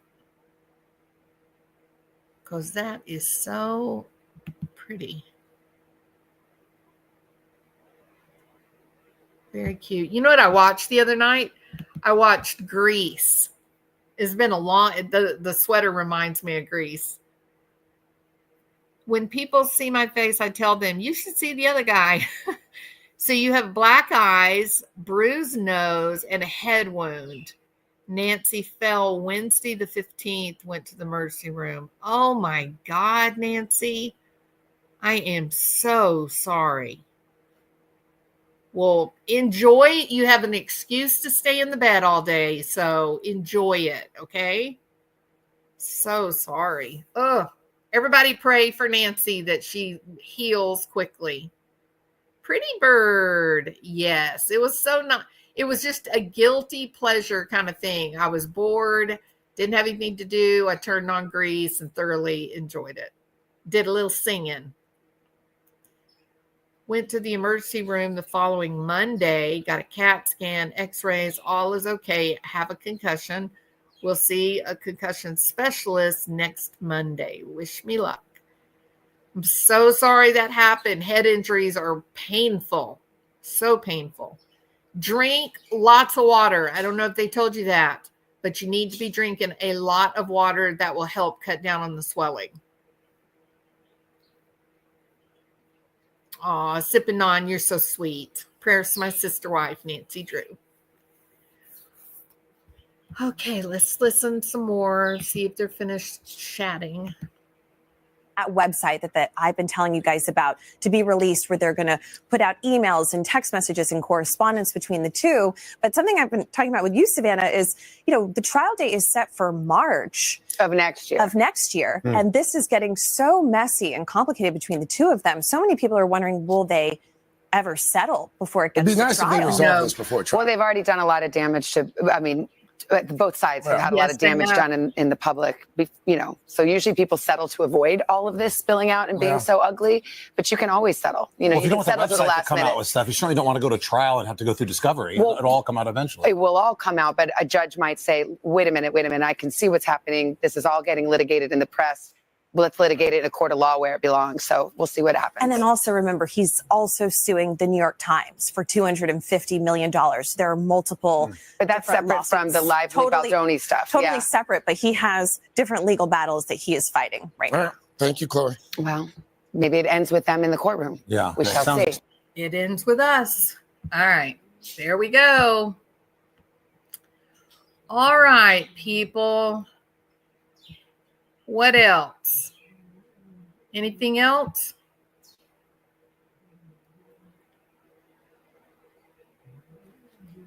I came off my mountain bike in the snow last week and got a oh my goodness.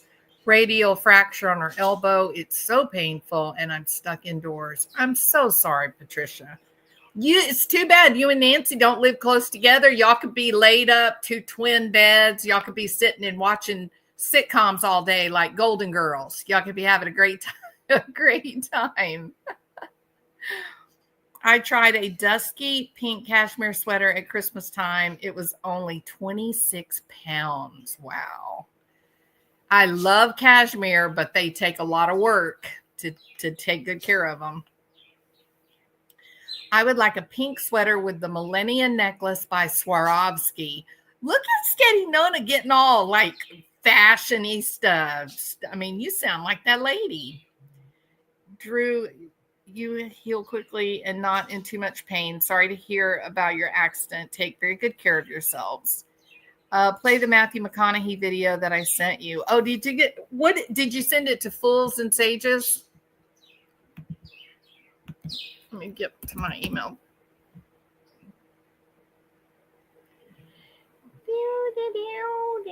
Oh, I miss Scott Reich. I usually watch him on Tuesday night.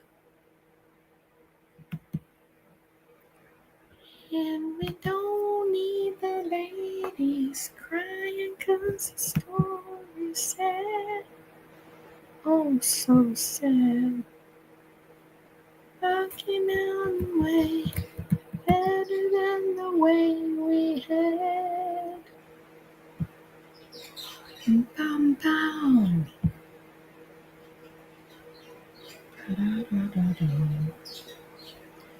Let's see. You said that you sent me. Did you send it to Fools and Sages? It's not in here. Let me check the.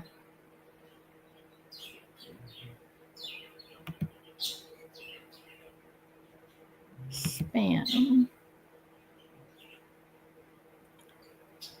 No.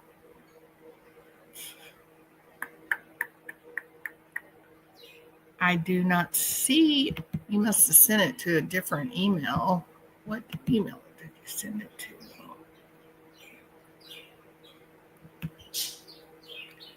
Coffin Dapper's hat. It's not in my email. Which address did you use? The necklace is $650. You guys are big spenders. Y'all are out of my ballpark. I can't afford what you guys buy. Y'all are rich people.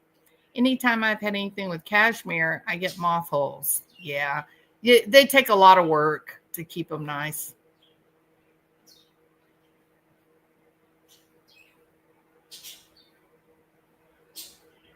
Oh my goodness.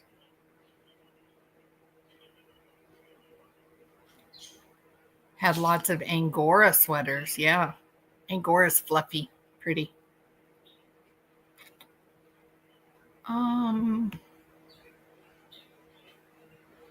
Nope, I don't have anything in my email, Coffin Daffer's hat. Which email address did you use?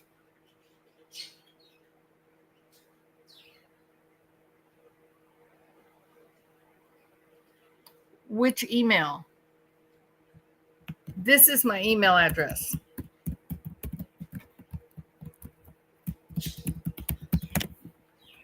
That's my email. Oh, I'm still waiting. There you go. That's my email address.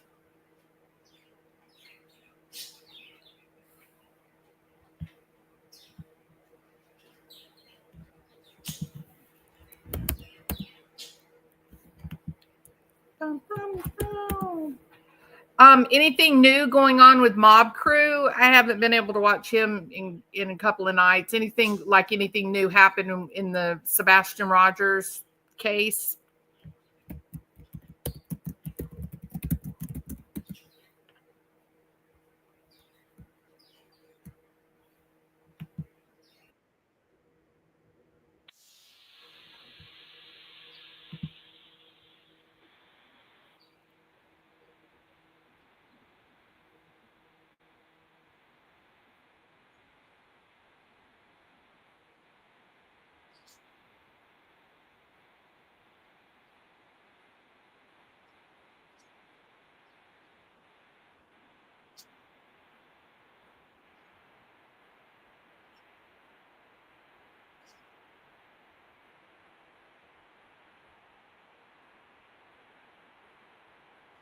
Yeah, I will, Jackie.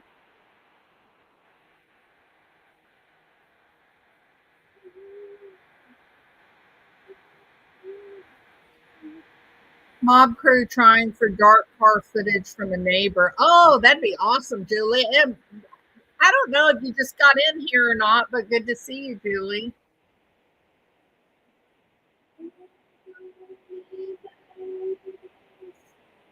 I got 2 CAT scans, one on each trip to the ER, x-rays on my knees and hand, which were injured. No brain bleeds, no broken bone.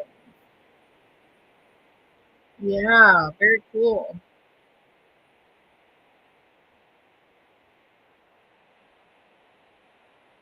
Oh, okay. Yeah, we were just doing some laid back stuff tonight. I got irritated at work, so I'm kind of unwinding.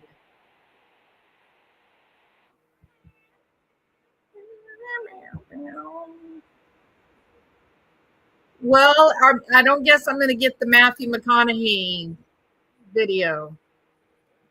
Teachers in every day.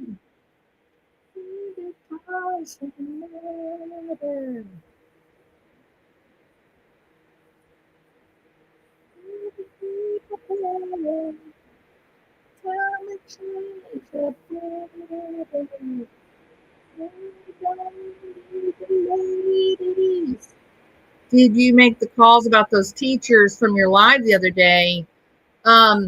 Yes, let me hold on, let me turn my music down so I can think.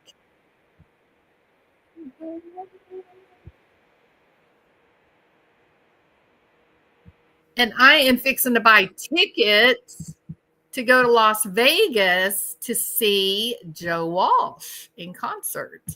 And I'm so excited about that. So I've made so many phone calls. And it's weird because nobody wants to talk about it. I'm talking about at the cops, the law enforcement. Nobody wants to talk about it, including the public information officer. And the questions that I'm asking them, the questions that they either say, I got to go, I can't talk anymore, or I kind of get like this little runaround. The thing that they don't want to answer is this. So I say to them, okay, these 100 children were all wearing the same t-shirt, like this was a group event. And I would like to know, are all of these kids, do they know each other from school?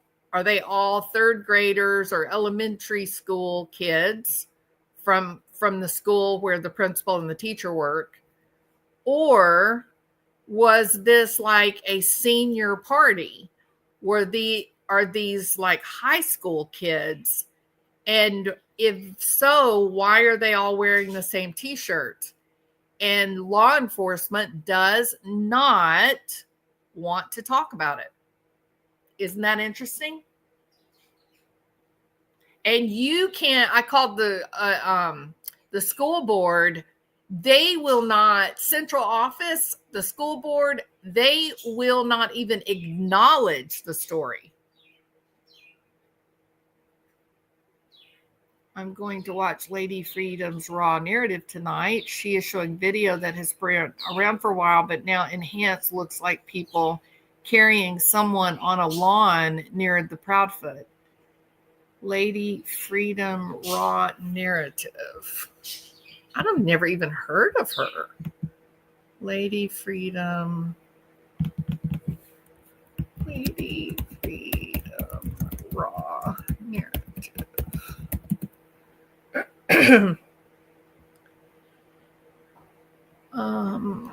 Oh, she does have a lot of stuff, huh? Who is Eric Craddock? I am so glad she is asking that because I got bad feelings about that guy. Lady Freedom's Raw narratives.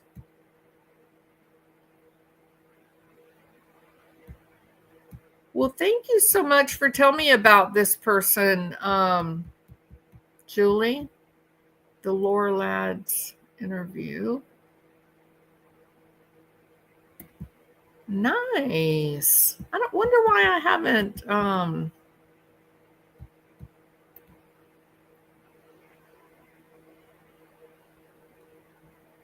you say that's coming on tonight. Let's see. She's only got 1.7.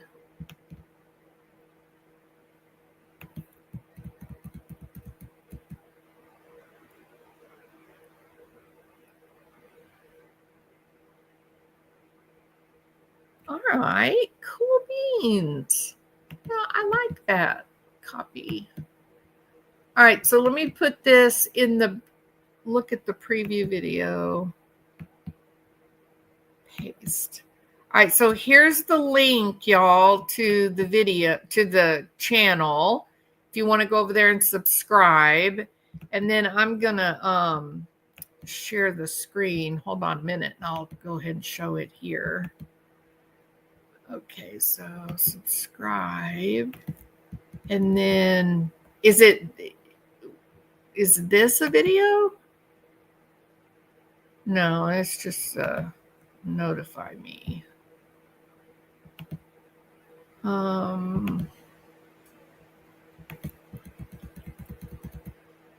Okay, here's a sneak peek right here. I hope she doesn't like strike my channel.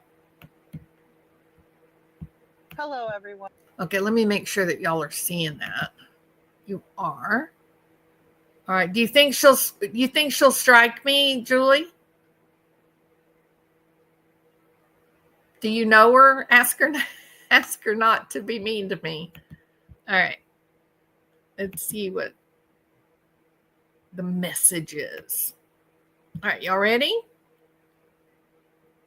And welcome back to my channel. This is Lady Freedom here, coming at you with another raw narrative. Today we are going to go over a image that was sent to me from Gracie's Gavel. So shout out to Gracie. Thank you so much for that image. I also received it from Minnie earlier, but I want you to look at this picture. I mean, it's pretty upsetting, but I noticed this the other day. Look at his mouth right here. Katie said that was chocolate milk. But if you look at it really close, you can see a super dark bruise here and then right below it, and then a spreading bruise around it. That is not chocolate milk. It's not chocolate milk. And I think it's horrible that she even had the audacity to say such a thing. I couldn't see what I was supposed to be seeing. We will be discussing it live, so I will see you all tonight.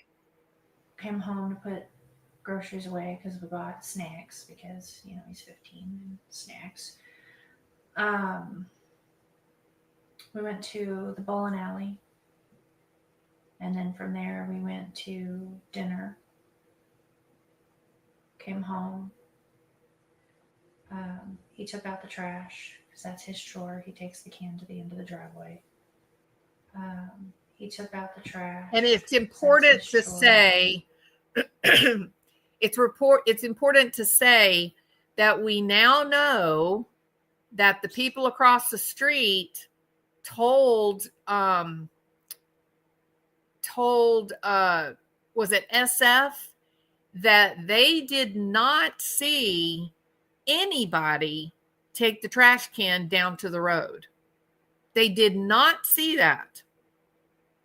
Now, did it get deleted? Was it a lie? But remember, SF admits that he messed with the video. He said they didn't know how to save it, so he was trying to help them. But they have come out and said, even though people are repeating that they went down to the road, took the trash out, on that recording, he did not. No one took the trash down to the road. It was not caught on the recording. Takes the can to the end of the driveway. 6 o'clock, I went to wake him up for school Monday morning. And that's when he went in here. What was going through your mind at that point? Like, what were the feelings? I have another question. Look at this picture of this kid. Does that kid look anything like the two photographs that they used on Fox and Friends? The video from Fox and Friends. Does this kid look anything like the little blonde kid that they've even got even now today on the missing poster? Why didn't they use the newest school photograph? Why? And Eric Craddock doesn't seem to have a problem. Doesn't seem to notice. It's revolting. Things that you were feeling. To censor myself. Holy freaking crap, this can't be happening. Where is my kid? Choice words were used. Where the F is he? I had looked through the house for him because it was typical for him to get up and come and rummage for snacks and things like that. And he likes to dip behind the, walls and watch, and then he comes out after I come back and he likes to scare me. But after I looked, and I mean, mind you, all of this took place in like 1 minute flat, but I didn't see him in his room. I looked all over. I ran through the whole house. I looked out all the doors and windows, and I was like hollering his name. And I picked up the phone and I called my husband, and I said, I can't find him. And he said, what do you mean? I said, he's not in this effing house. I can't find our son. And I jumped in my car and I drove around the neighborhood and I drove over by the school, and he's already at this point I was like hysterical and I was crying, I was screaming. What was she going to say there? He's already what? He's already what? That she caught herself, didn't she? I wish I knew what. I wish she'd at least finish that statement. And he was like, three-wayed. He three-wayed law enforcement and was telling them like our son is missing and we don't know what's going on. And he was like, go back to the house. They're on their way. And I ran back. Drove. Oh yeah, you ran back. You ran back, Katie. He's already what? And then you ran back. So anyone who says that she's perfectly innocent of anything, that she had no idea when he went missing, no, that people don't lie. People don't edit themselves without a reason. There's a cover-up happening. Now, why do we need a cover-up? Because something bad happened. 20 days later. We haven't found him.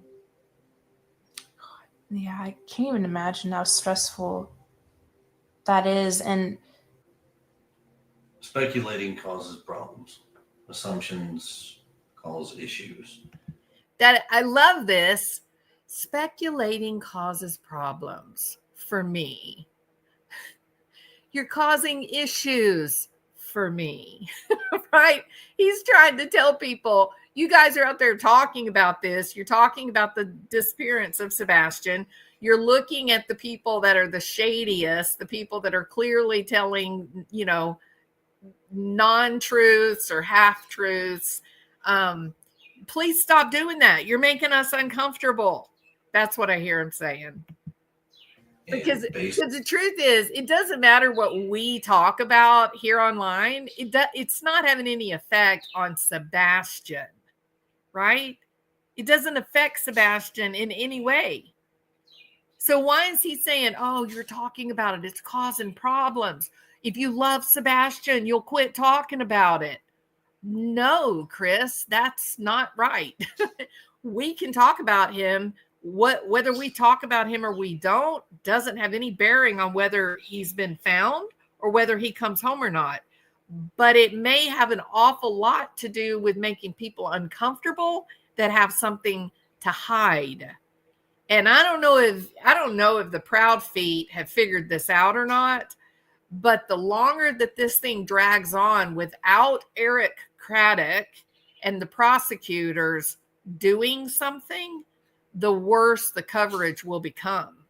It's just going to escalate, just like it did with Lori Vallow, just like it did with Barry Morphew. If you guys have an image in your head that you're going to live out the rest of your lives in peace, riding around on your pretty new Harley Davidson, you probably are going to be surprised to know that forever people are going to be talking about Sebastian and your role in his disappearance. Still in facts of what everybody knows. Right now, there's nothing, and everything is still on the table to being looked at. We just know he's out there somewhere.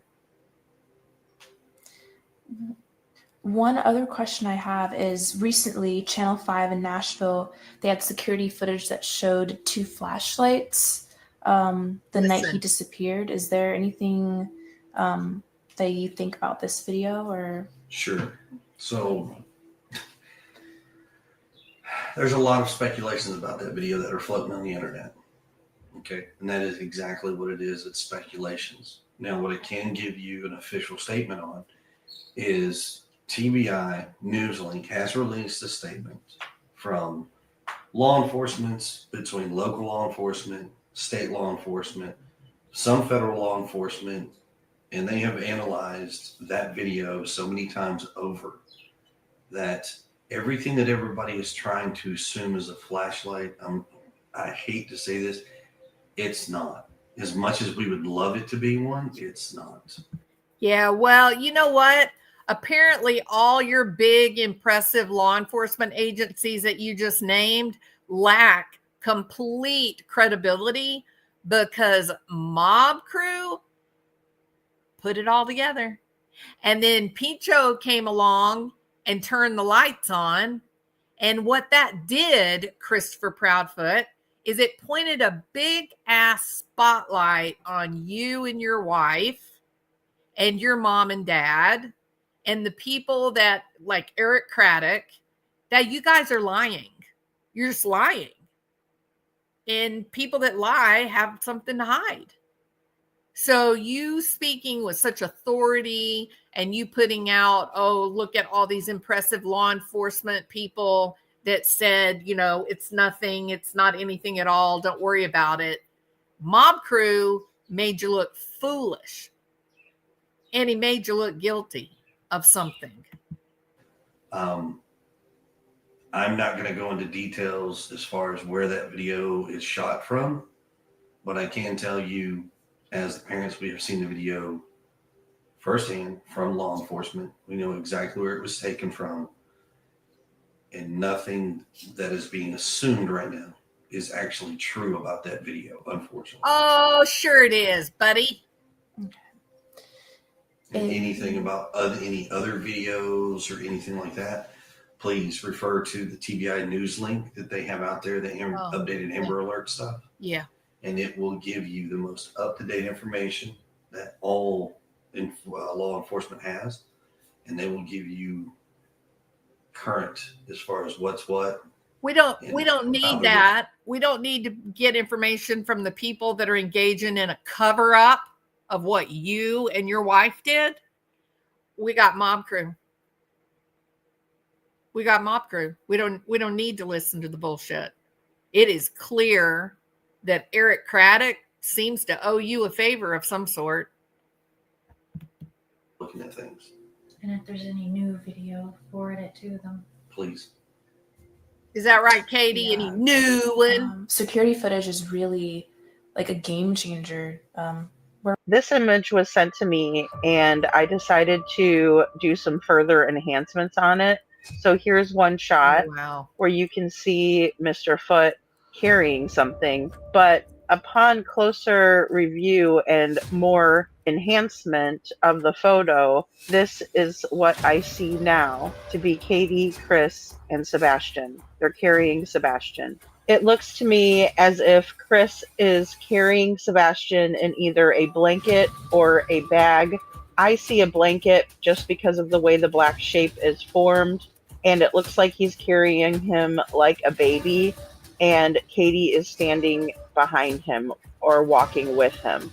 The reason I think this is because when I was enhancing the photos, I could see the differences in the appearance of what looks to me to be a human face. And it looked to me like it was actually a human arm that was draped over the person who was carrying the black blanket, or the perceived person in the black blanket. But here's an example of what I saw. Here you can see the differences and enhancements, and as I enhanced each photo, you can tell that the person's skin stays the same color and the black blanket also stays the same color. So I know that those two images are associated with each other. So as you can see, each time I enhance the photo, you can see that. Wow. You can even see cowboy boot. Look at that cowboy boot. Wow. Where did this come from? Where did this come from, Julie? Is this the what video is this?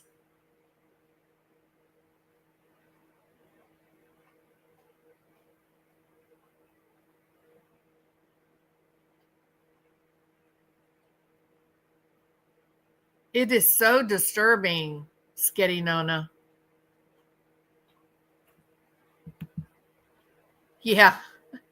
The geofencing got him. Yeah, for sure. I know, Sketty. It was around for about 5 months, but it was recently enhanced. Do we know, like, is it a different security, like a different house than what we've? That is very frightening.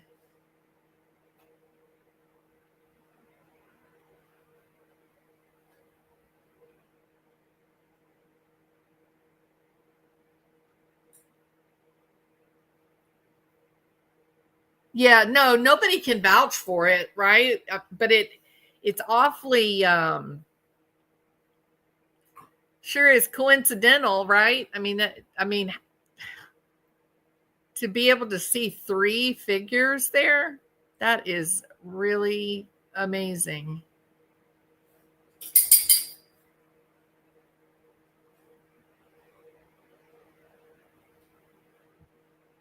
Core images stayed the same. And then there's this little nugget. Let's watch.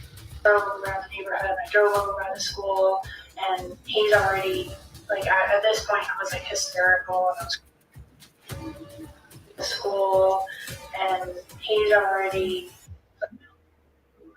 Oh my God. Seeing Katie do the cutthroat gesture, I decided to Google it. I Googled it, y'all.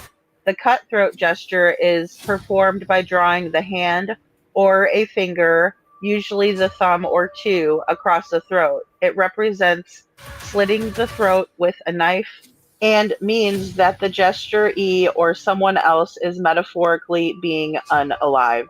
In my humble opinion, Katie caught herself just there. Around this neighborhood, and this whole community, I mean, I can tell you that much here. When it comes to the cameras, there has not been one person that has said no.